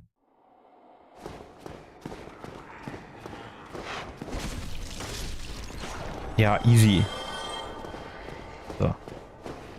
Aber ja klar, wenn du jetzt so wirklich einen No-Death-Run machst und er dann hier noch die Pump geht, ist ja auch ruckzuck mal irgendwo in der Abgrund drin gehupst. Also da muss man echt aufpassen.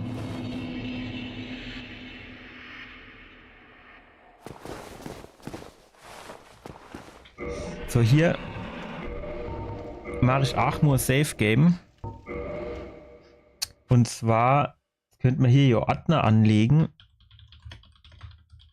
Bezirk der Untoten. Und hier drin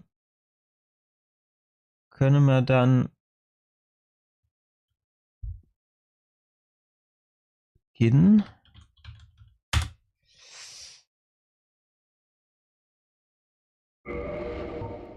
Fortfahren. Gut, hier. Wie war denn das? Das ist dieses schwarze Schwein oder was das ist? Oder Nilpferd oder so ähnlich? Oder Nashorn? Ich glaube, das ist ein Nashorn.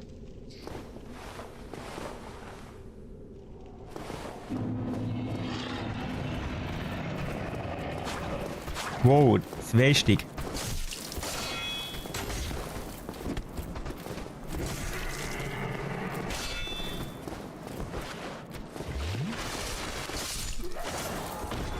Ja, da hat wohl jemand zum falschen Zeitpunkt gesoffen. So.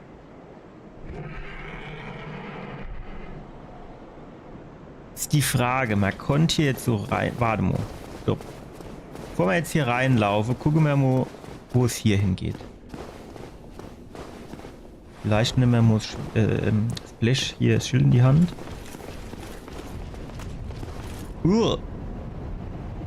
Wilmer geht den kämpfen.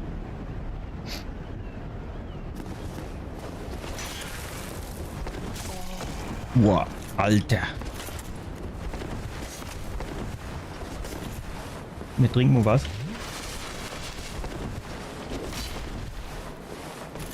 Wie soll ich denn sagen? Er tut eine böse Kelle schwingen. Kann man den hier nicht irgendwie runterpullen, dass er dann irgendwie dieses Nashorn kämpft oder so? Das wäre doch geil.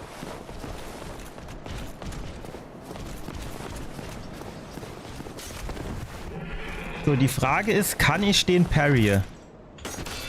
Nee. Wow.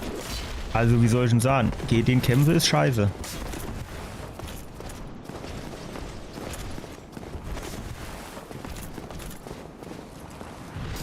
Backstep natürlich immer geil. Muss man aber fairerweise sagen, ich ziehe ihn dort 50 ab. Also das machen wir schön nicht in diesem No-Death-Run. Oder zumindest nicht zu dem Zeitpunkt. Weil der Schade, den ich dort mache, der ist mir jetzt eindeutig zu gering. Also eindeutig zu gering.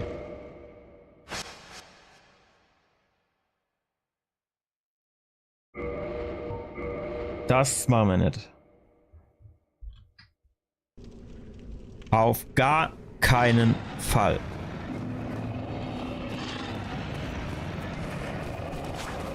Stark. Ist das so Zwerg-Kombo? Nee. Boom. Zack, da sind sie weg. 142 Lebenspunkte. Dungeloff. So, jetzt konnte man hier irgendwie hochrennen, um nicht dem Nilpferd oder Nashorn anheimzufallen.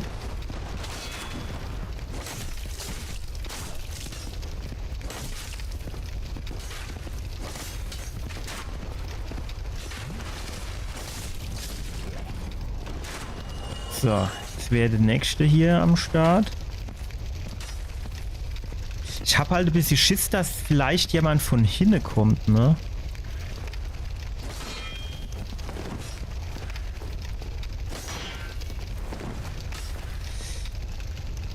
Ich glaube den... Wow, ja klar, jetzt wo ich abschalte, kommt er angehupst.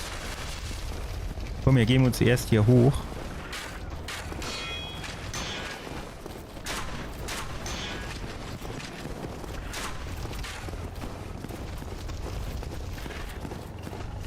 Machen wir jetzt hier Rundlauf oder was?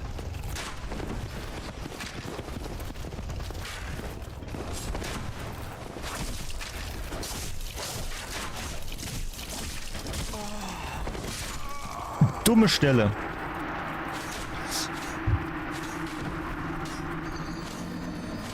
Also es wäre schon irgendwie geil, wenn ich ohne die zwei an der Treppe dort wegbekommen würde. Und könnte man dann die zwei anderen Speerheins ja zumindest mal von diesen Bogenschützen wegholen. Oder ich muss durchrennen und eine Bogenschütze machen. Aber dann rennen die mir auf einmal hinterher und ich falle runter zum Nilpferd. Oder Nashorn. Ist beides nicht so geil, wenn ich ehrlich bin. Beides nicht so geil, wenn ich ehrlich bin.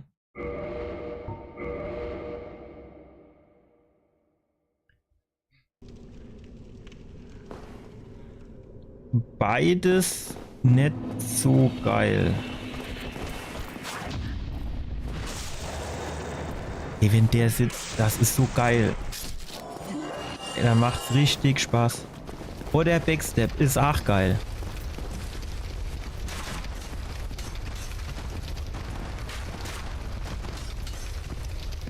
So.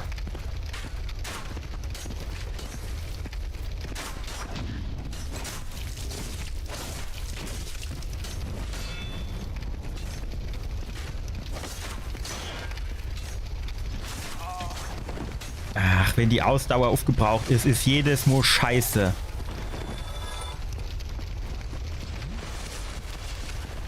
So. Guck. Komm.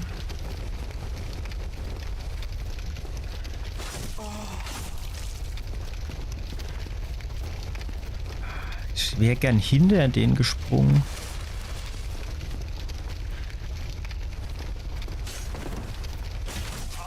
Ich komme auf der Treppe nicht an dem vorbei. Scheiße, du. Tja. Kann ich den Parry mit seinem Stäbchen? Der könnte aber noch 3 Schritte hochkommen.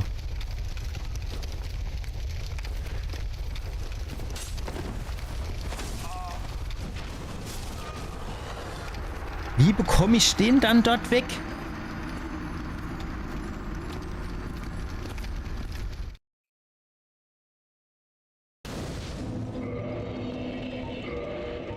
Wie bekomme ich den dort weg?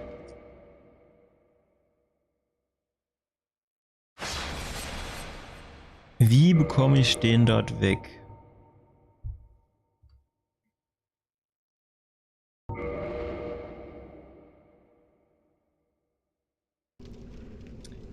Ich meine, ich könnte hochlaufen.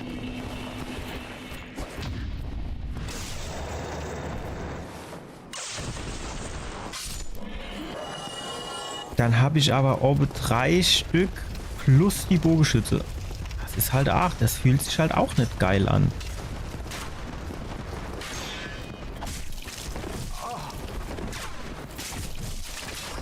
Ja, jetzt guckt der es an, ne? Jetzt, ne? Gut, ich hätte ohne noch können auf den wenigstens den Schwerttyp wegmachen.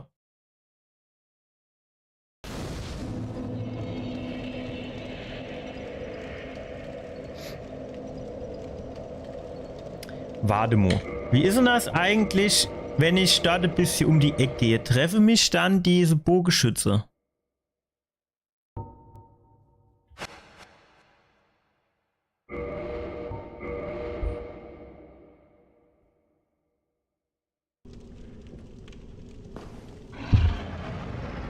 Also.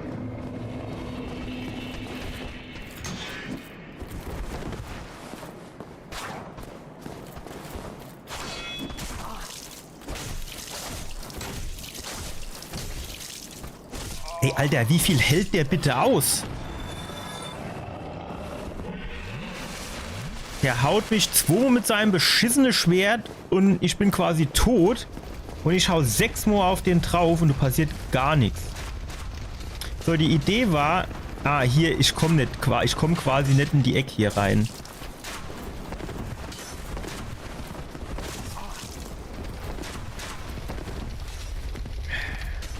Gut, ist das jetzt geiler, wenn sie oben sind und ich unten? Eigentlich hat mir, wenn, lieber higher ground. Also das ist schon mal gar nicht geil. Oh, fuck. Das Einzige, was man machen könnte, wenn wir jetzt hier runterlaufen. Komme die mir dann hinterher gerannt. Ach, geil. Damit habe ich jetzt tatsächlich nicht gerechnet, dass der hier auch durchkommt.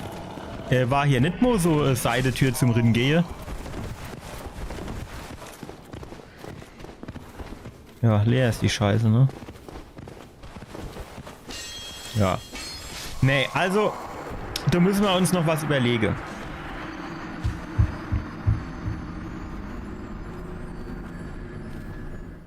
Wie mir das am geschicktesten mache, dass wir unter den Speerträger wegbekommen und ob wir die Pfeil oder Bogenschütze, Armbrustschütze.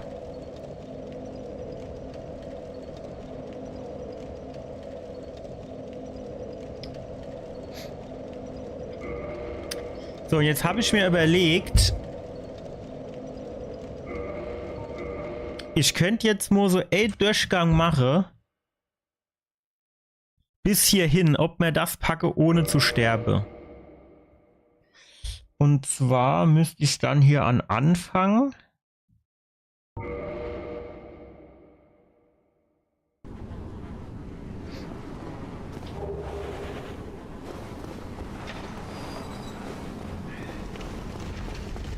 Ich bin mal gespannt.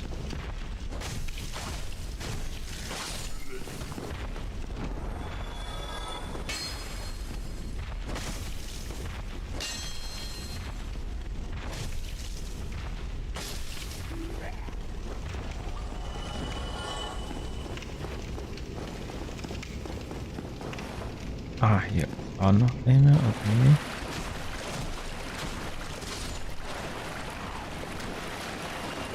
Also, das ist schon ein bisschen nervig, dass hier alles so dunkel ist.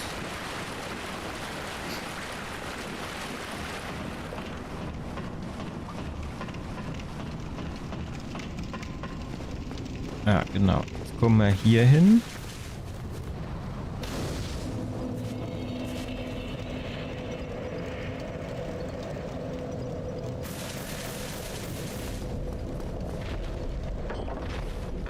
Dann geht's hier rein.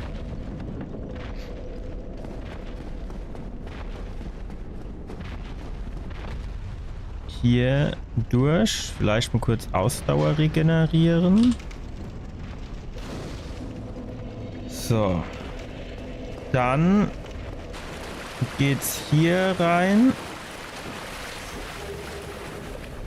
Schild ausrüste.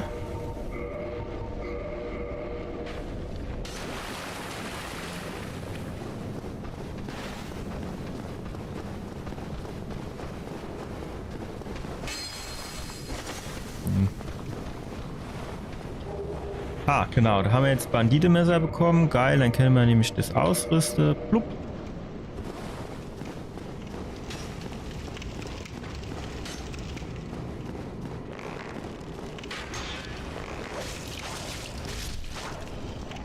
So. Was war hier das für Stell?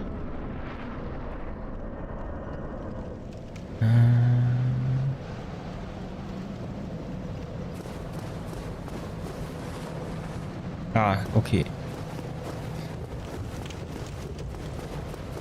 Ah, hier gab es gar nichts, ne? Nee. Und oben kommen wir erst dran, wenn wir die Treppe hoch kannst. Okay, alles klar. So, jetzt gehen wir jetzt mal hin und jetzt machen wir zuallererst hier unten den Shortcut auf.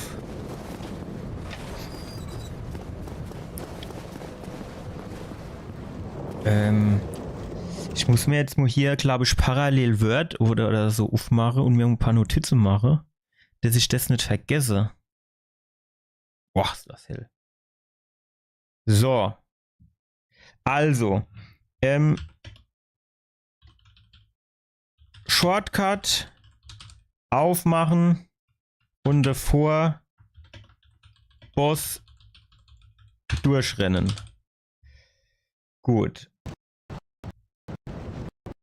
Hätten wir das geklärt. So, das unten haben wir jetzt aufgemacht. Sehr gut. Jetzt kommt hier das Teil. Der bleibt jetzt vermutlich zuerst mal dort oben stehen. Dann babbeln wir mit dem. Regrettably, I would hate to.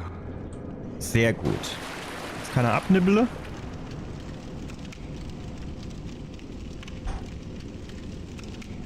Oder auch nicht. Vielleicht triggert das auch erst, wenn ich hier zu der Treppe gehe. Ja, okay, alles klar. Gut. Jetzt kommen wir hier an die Treppe.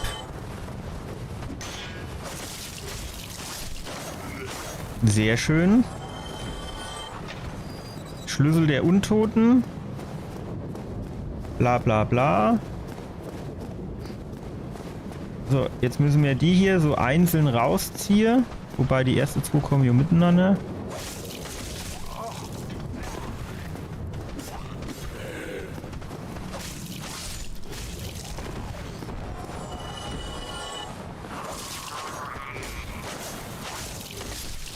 Sehr gut. Also bisher läuft es doch ganz gut. Das kriegen wir, denke ich, hin. So, jetzt kommt hier der Kollege. Sehr schön. So, und jetzt wäre es richtig geil, wenn man den hier noch parry könnte. Können wir nicht. Neuer Versuch. Ne, das kann ich auch. So.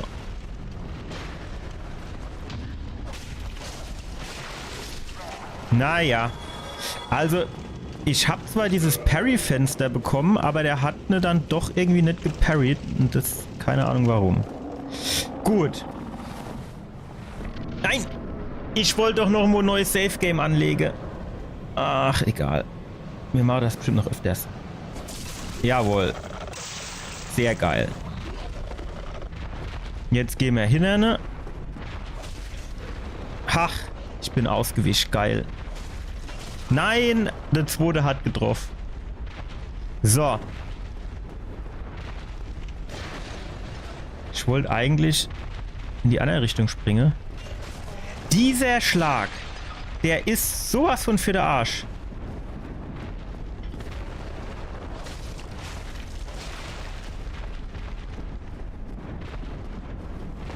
Zu früh. Aber egal. Ey, ich habe auf Springen gedrückt. Also das müsste tatsächlich noch ein bisschen geschmeidiger laufen, finde ich. Ey, wissen wir, warum wir so wenig Schade machen? Wir haben das Ding nicht zweihändig.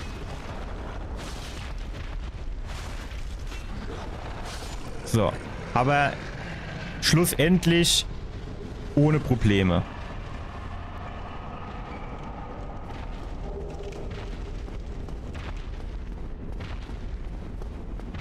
Gut. Jetzt können wir uns hier an das Leuchtfeuer hocken. Weil ich nicht genau weiß, wie es jetzt danach nochmal weiterging. Ich glaube, jetzt kommen wir schon auf die Burgmauer und dann ist das nächste Leuchtfeuer auch gar nicht so weit weg, ne? Ah, ne, jetzt kommen wir hoch und wäre dann an der Feuerbandschrein, oder wie das Ding heißt, genau, geflogen. Ah, okay, hätten wir uns gar nicht hinhocken müssen.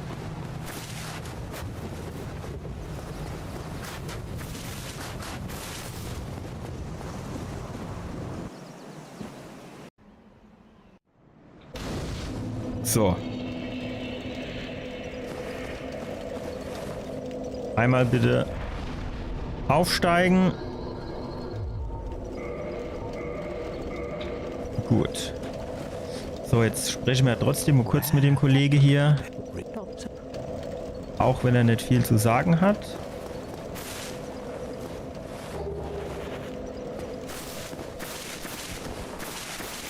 Taktik müssen wir uns dann irgendwann noch zurechtlegen. Also was man für Waffe hole und so weiter und so fort.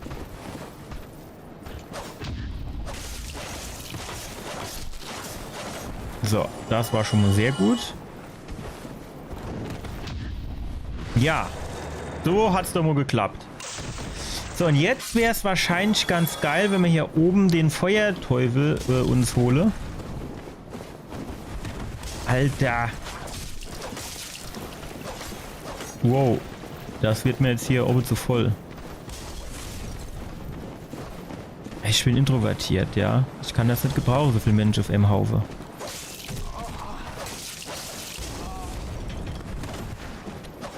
Das ist einfach immer scheiße hier.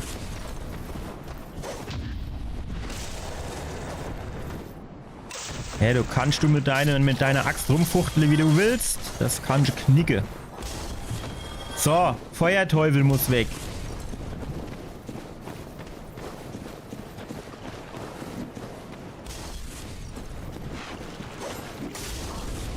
Wow, das Ding ist, ich weiß nicht, wie man tritt in dem Spiel. Weil es meistens nicht funktioniert. Genau, komm du hier vor, wo ich nicht direkt runterfalle. Sehr gut. So, es gibt natürlich so Passage, da würde ich sagen, das lohnt sich jetzt nicht, das zu machen. Und zwar hier hinne. Keine Ahnung, was das für ein Item ist, aber das Risiko gehe ich hier nicht ein. Jetzt habe ich auch irgendwie wieder 10 Flakons und ich weiß nicht, wo die herkommen. Das ist 100%ige Bug durch dieses Soul Speedrun Save Organizer. Gut, jetzt haben wir hier drin die Rad. Easy.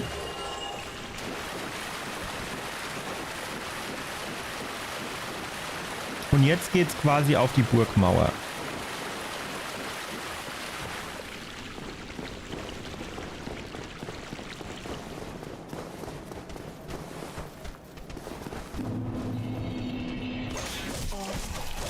Wow.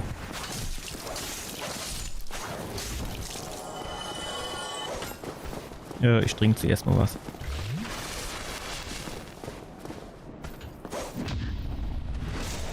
Stark. Also, denkt bitte dran, 10 Flasche, aber eigentlich habe ich nur 5. Kommt der hier über die Brücke? Das heißt, mehr als 5 darf ich auch nicht nehmen. Alter, jetzt hat der auch schon eine Feuerbombe.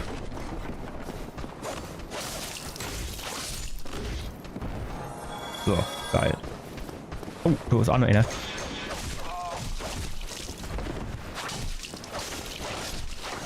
Ey, Kameraführung aus der Hölle.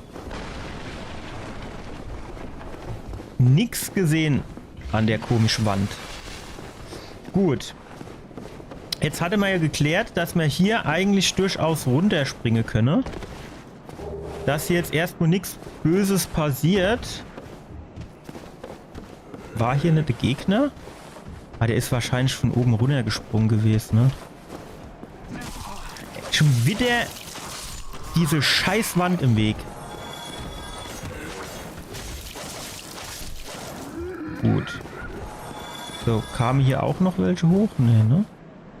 Ah, hier sind noch. Okay. Aber sonst ist hier niemand. Nein. Haha.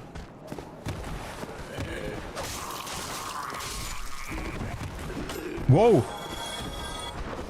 Kommt denn der Kollege her? Wir sind schon 8-2 dann gehauen, also quasi direkt 4 an der Wand gehungen.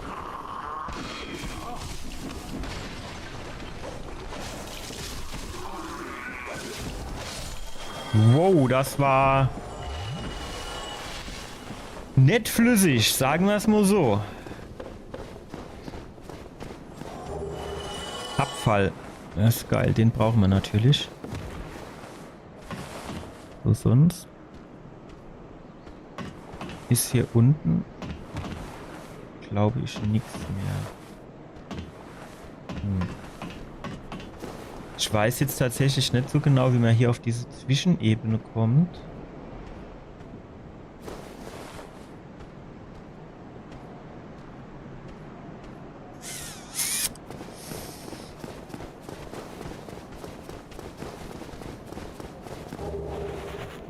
Also man könnte mal schauen. Hier war Trepp, ne? Oder Leiter, ja.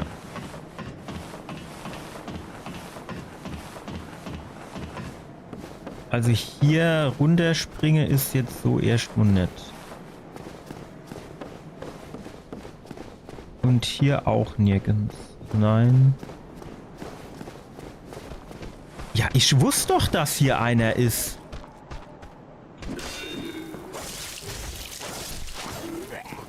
Am besten ist, ich versuche gar nicht erst zu parry. Nee, also da weiß ich jetzt nicht, wie man dorthin kommt.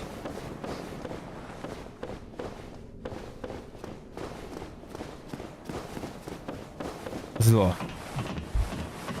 Wenn wir jetzt hier hochgehen, dann können wir hier quasi runterspringen. Ne, warte mal.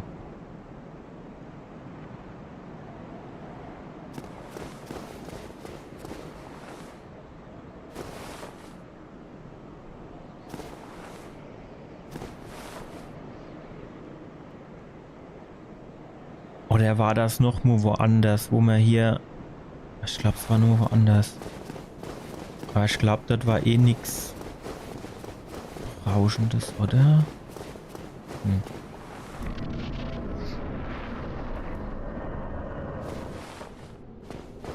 Okay, hier ist nichts. Oh, hier ist was.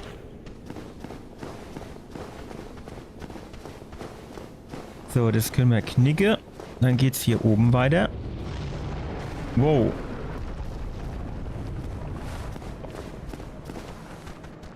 Okay. Bitte.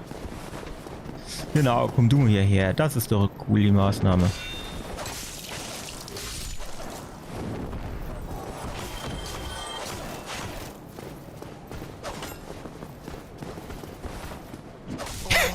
Das ist diese verzögerten Angriffe. Die sind wirklich des Todes. So, also ich habe noch ein Flakon. Alles andere ist gefaked. Warum auch immer. Ist hier nicht hinter irgend so einem von diesen Schildwallen, oder wie man das auch immer nennen soll, noch irgendwie ein Gegner? Das habe ich irgendwie so in Erinnerung. Wo, hat er was? Nee, hat er nicht. Ich könnte schwören, hier ist irgendwo noch einer hinten dran. Ach, geil. Ein Holzschild. Jetzt gehen wir aber tatsächlich zuerst hier hoch. Mache den Kollegen hier weg.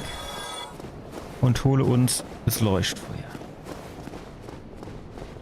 Geil.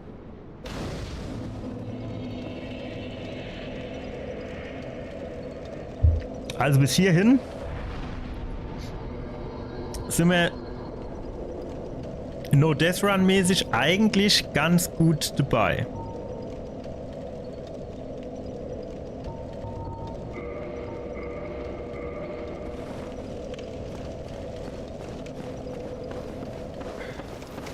Wow. Folgt der uns hier rein? Das fände ich nämlich gerade ganz geil, wenn der das machen wird.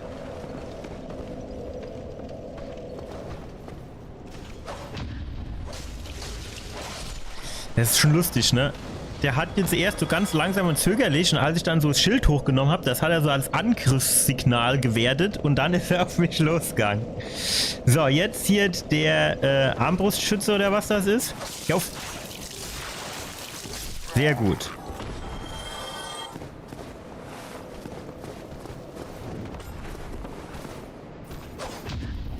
Jawohl.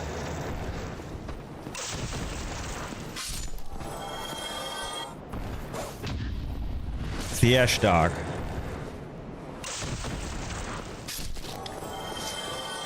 So, jetzt gehen wir hier runter. Okay, den Schild-Mobs hier. Das sind 2 mit Speer, ne? Ist mir eigentlich eher zu viel, wenn ich ehrlich bin. Welche zuerst tun sie die ganze Zeit rumpimmeln und dann kommen sie, keine Ahnung. Als gäb's kein Morgen mehr.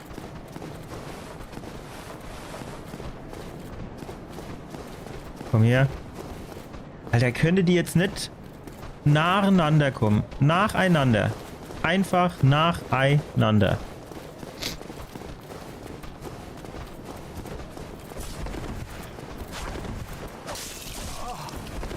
Ja, 2 ist scheiße.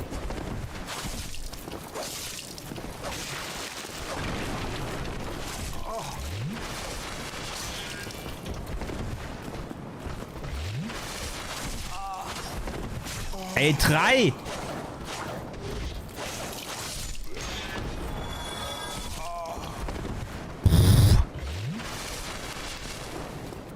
Ich glaube, ich hatte eben 8 Tränke, also auch wieder also 3 zu viel.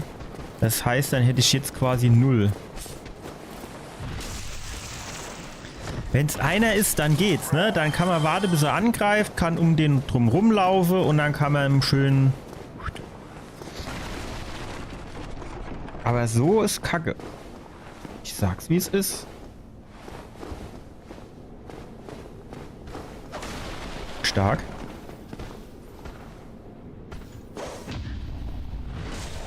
Noch stärker.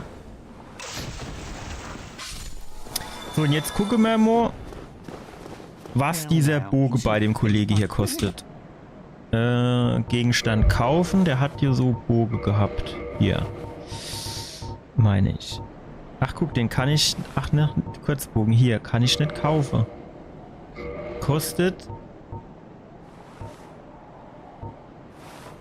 Das hier sieht man doch noch nicht, Mo, wie viel Seele der kostet, oder? Kurzbogen.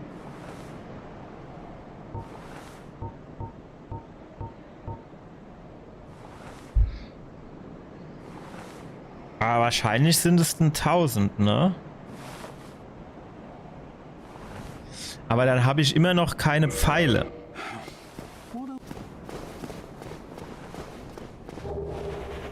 Gut, was man natürlich machen könnte... Kann man hier eigentlich auch Sachen verkaufen?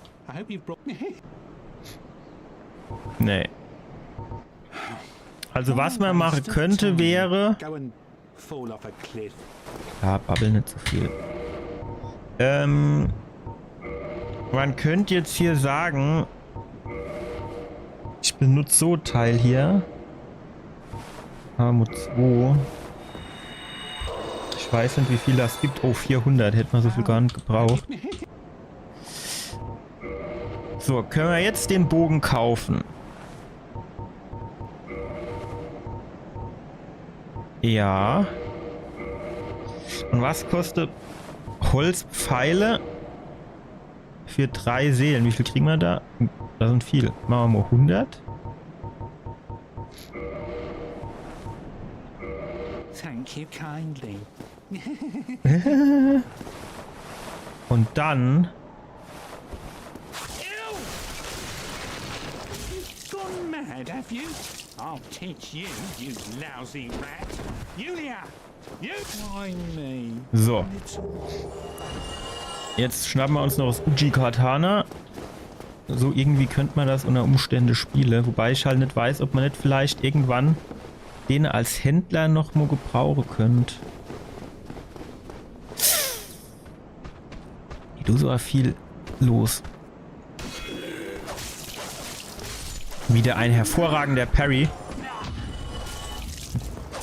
Ein bisschen besser, aber nicht viel. Ja, ich komme nicht zu euch.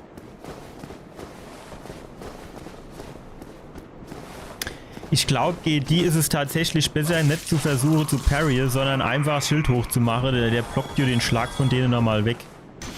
Ja gut, so ein bisschen schade nämlich, ne? Aber nicht viel. Das wäre jo eigentlich nicht der Rede wert, würde ich sagen.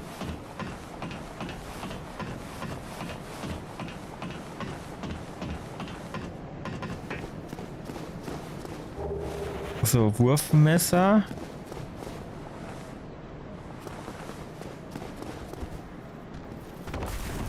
Knapp, aber eigentlich noch mit Luft. Und hier hat man jetzt die Armbrust bekommen, oder wie war das? Ja, okay.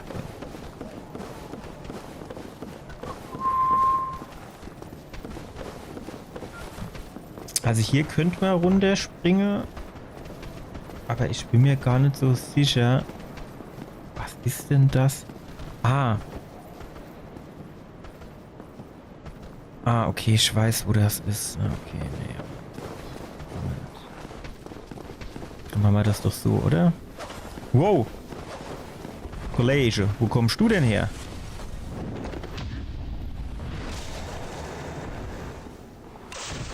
Jetzt habe ich eigentlich wieder genau das gemacht, von dem ich kurz vorher gesagt habe. Also das braucht man GLD eigentlich gar nicht zu machen. So. Komm, wenn wir eh schon hier sind. Aber der hat mir jetzt nichts abgezogen. Also entweder waren unten die Gegner besser oder ich hatte dort nicht mehr genug Ausdauer, um den Schlag zu parieren. Aber das ist jetzt schon so ein bisschen knapp die Angelegenheit, finde ich. Weil... Ah ne, hier sind wir ja schon durchgegangen. Okay, dann geht's einigermaßen. Und dann können wir uns nämlich hier wieder hinhocken, um die Flakons aufzuladen. Jetzt nehme ich trotzdem nur alle Flakons in der Hoffnung, dass wenn dann die 5 aufgeladen werden, dass ich auch wirklich nur die 5 habe. Sonst ist es ja Schiss. Gut. Jetzt holen wir uns den wieder hier rein zuerst.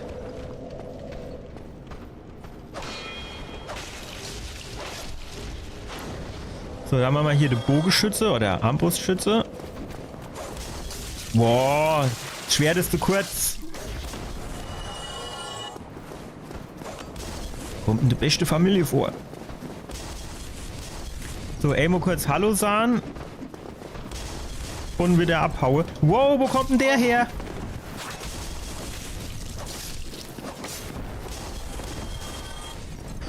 Der kann eigentlich nur von unten der Ebene kommen. Also am besten... Ja, der ist von hier unten hochgelaufen, glaube ich. Am besten muss ich hier unten alle mitnehmen.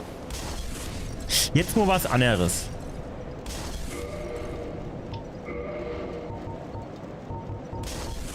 Kann ich den Bogen hier nehmen?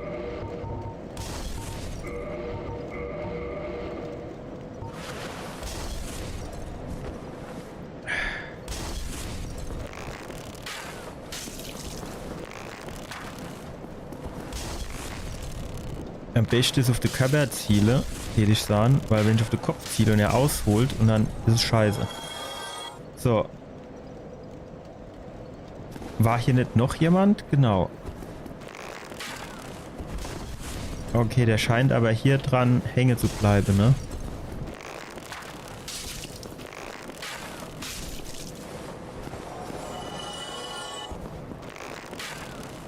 Das ist eigentlich eine geile Taktik.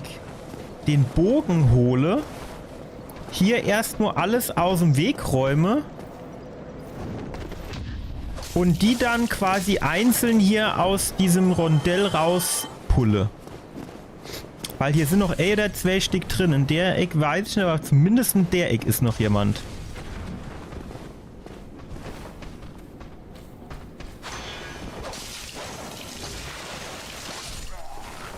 So. Sehr gut. Hier war zu. Genau. Also das ist eigentlich eine geile Taktik. Das notiere ich mir jetzt, Achmo. Steg mit Feuerbomben, oder wie das Ding heißt. So nennen wir das jetzt einfach. Ha. Hallo, wo ist Word? Er ist ein bisschen hartnäckig mit Word aufzumachen. So. Steg mit Feuerbomben.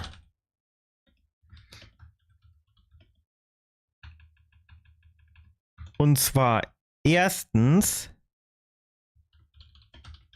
untere Ebene rechts aufräumen. Wir machen es säubern.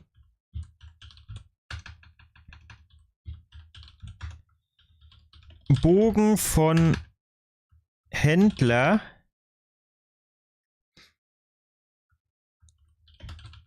mit Bogen Feuerbomben säubern und dann Gegner einzeln mit Bogen rausziehen.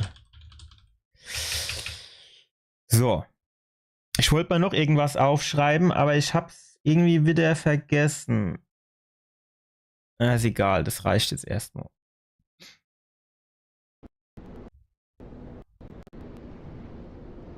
Gut. So. Warten wir, wir gucken jetzt erstmal hier aus dem Fenster raus. Hier ist nichts mehr, gut.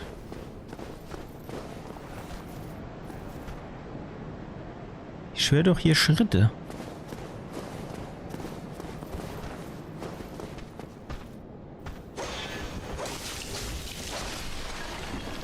Sehr gut. So, und hier ist aber auch noch einer um die Ecke, ne? Ja.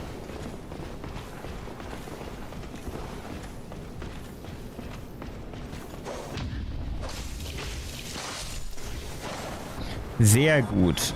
Jetzt haben wir die Geschichte hier erledigt. Hier hinten hat man, glaube ich, Feuerbombe bekommen, ne?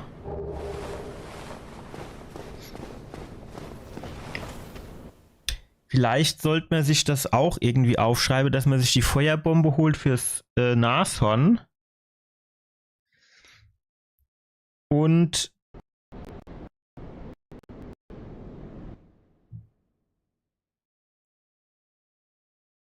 er springt immer wieder ins Spiel rein, ne? Wenn ich Word aufmache. Ich glaube, ich muss es auf ein anderer Bildschirm legen.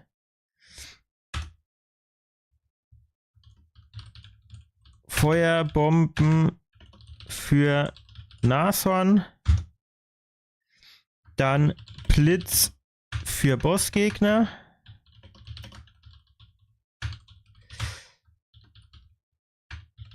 Treppe, Feuerfässer. Shortcut aufmachen.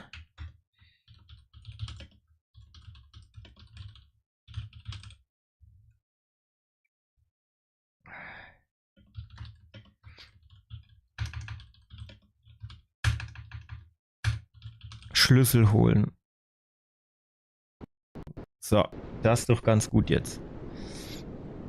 Gut, jetzt haben wir die Feuerbombe. Und noch 5 Flaschen. Gut, wir haben natürlich schon auch ein bisschen Energie verloren, aber das müsste man eigentlich noch hinbekommen, wenn wir jetzt nicht wesentlich mehr verlieren.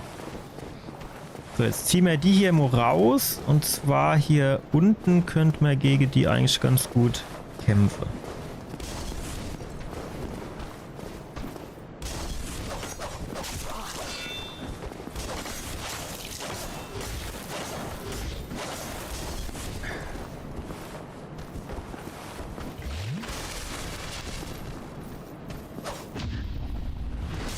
Stark. Plündern. Kurzschwert. Kurzschwert. 78 macht mehr Schaden. Rüste mal aus. So, jetzt sind hier noch 2. Ich würde die nur ungern zu zweit bekämpfen. Ich soll schön hier runterkommen.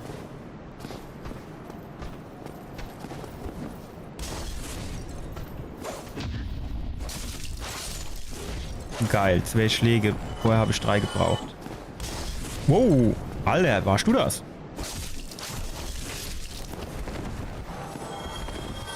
Nee. Wer wirft denn hier Brandbombe? Weiß man das? Ah, der Kollege hier. Seit zwei Freunde habe ich, glaube ich, weggeschafft. Düdüm. Ja, 157. Ich glaube, vorher habe ich 142 oder 124 Schade gemacht.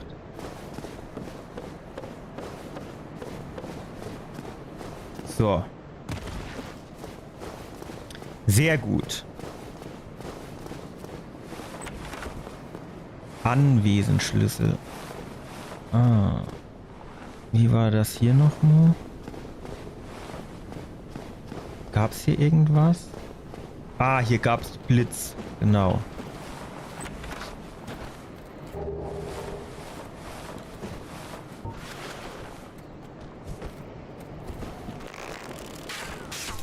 Wupp.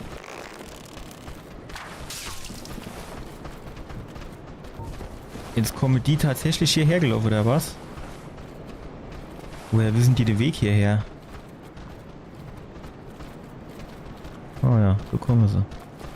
War dann Soxi ein bisschen dumm?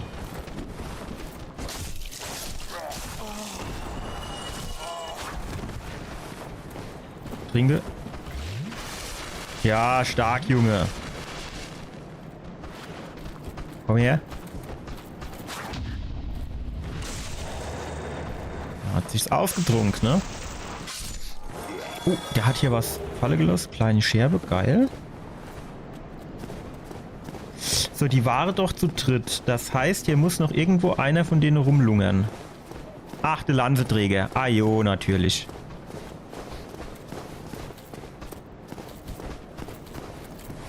Das war dumm von dem.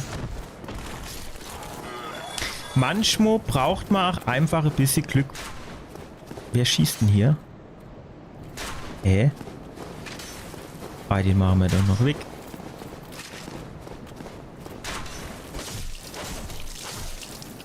Tschüss. Was?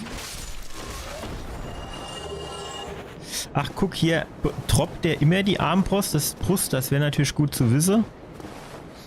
Dann müsste man ja die Armbrust an der anderen Stelle gar nicht holen. Aber gut, auf der anderen Seite ist sie auf dem Weg, ne? Ah, ich bin weggesprungen, Mann. Ey, wie schnell ist der bitte?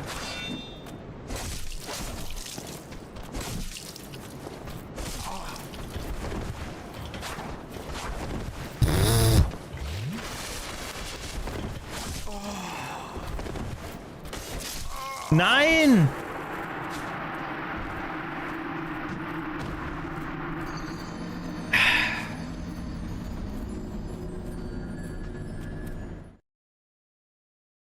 Wie die stehen beim ersten Mo so locker flockig ohne Probleme, ne? Und jetzt... Scheiße. Das war jetzt kein gutes Ende für heute. Aber... Ich würde sagen... Bis zu dem ersten Boss und den Boss, den könnte man auch noch packen. Dort waren wir jetzt fast. Das ist machbar. Das üben wir dann am Samstag nochmal. Mit Hilfe von meinen Notizen und meinem Erinnerungsvermögen. Und dann gehen wir weiter in die nächste Passage. Da war ja noch hier das mit diesem Nashorn, wo wir uns da noch eine Taktik zurechtlegen müssen, wie wir die quasi einzeln separieren können, dass wir die wegmachen können und dann das Nashorn kaputt machen. Da habe ich noch nicht so gut Idee, aber wir haben ja jetzt eigentlich einen Bogen und mit dem Bogen könnte man die wahrscheinlich auch einzeln rausziehen, beziehungsweise die Bogenschütze oben, könnte man von der Treppe her, könnte man die kaputt schießen. Ey, das wäre richtig geil.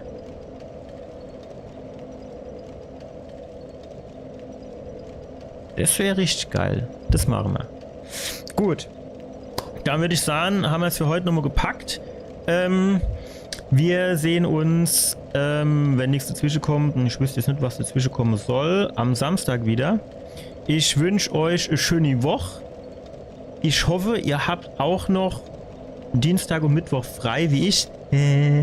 Aber wahrscheinlich, wenn, dann habt ihr wahrscheinlich die ganze Woche frei und nicht nur so wie ich, nur bis Donnerstag, bis Mittwoch. Aber egal. Gucken, dass ihr die Woche einigermaßen gechillt hinter euch bringt. Ihr habt jetzt das neue Jahr erst begonnen. Ich gehe mal davon aus, dass die meiste, zumindest die ganze letzte Woche, noch frei hatte. Und dass ihr jetzt nicht direkt wieder mit so viel Stress ins neue Jahr startet auf der Arbeit.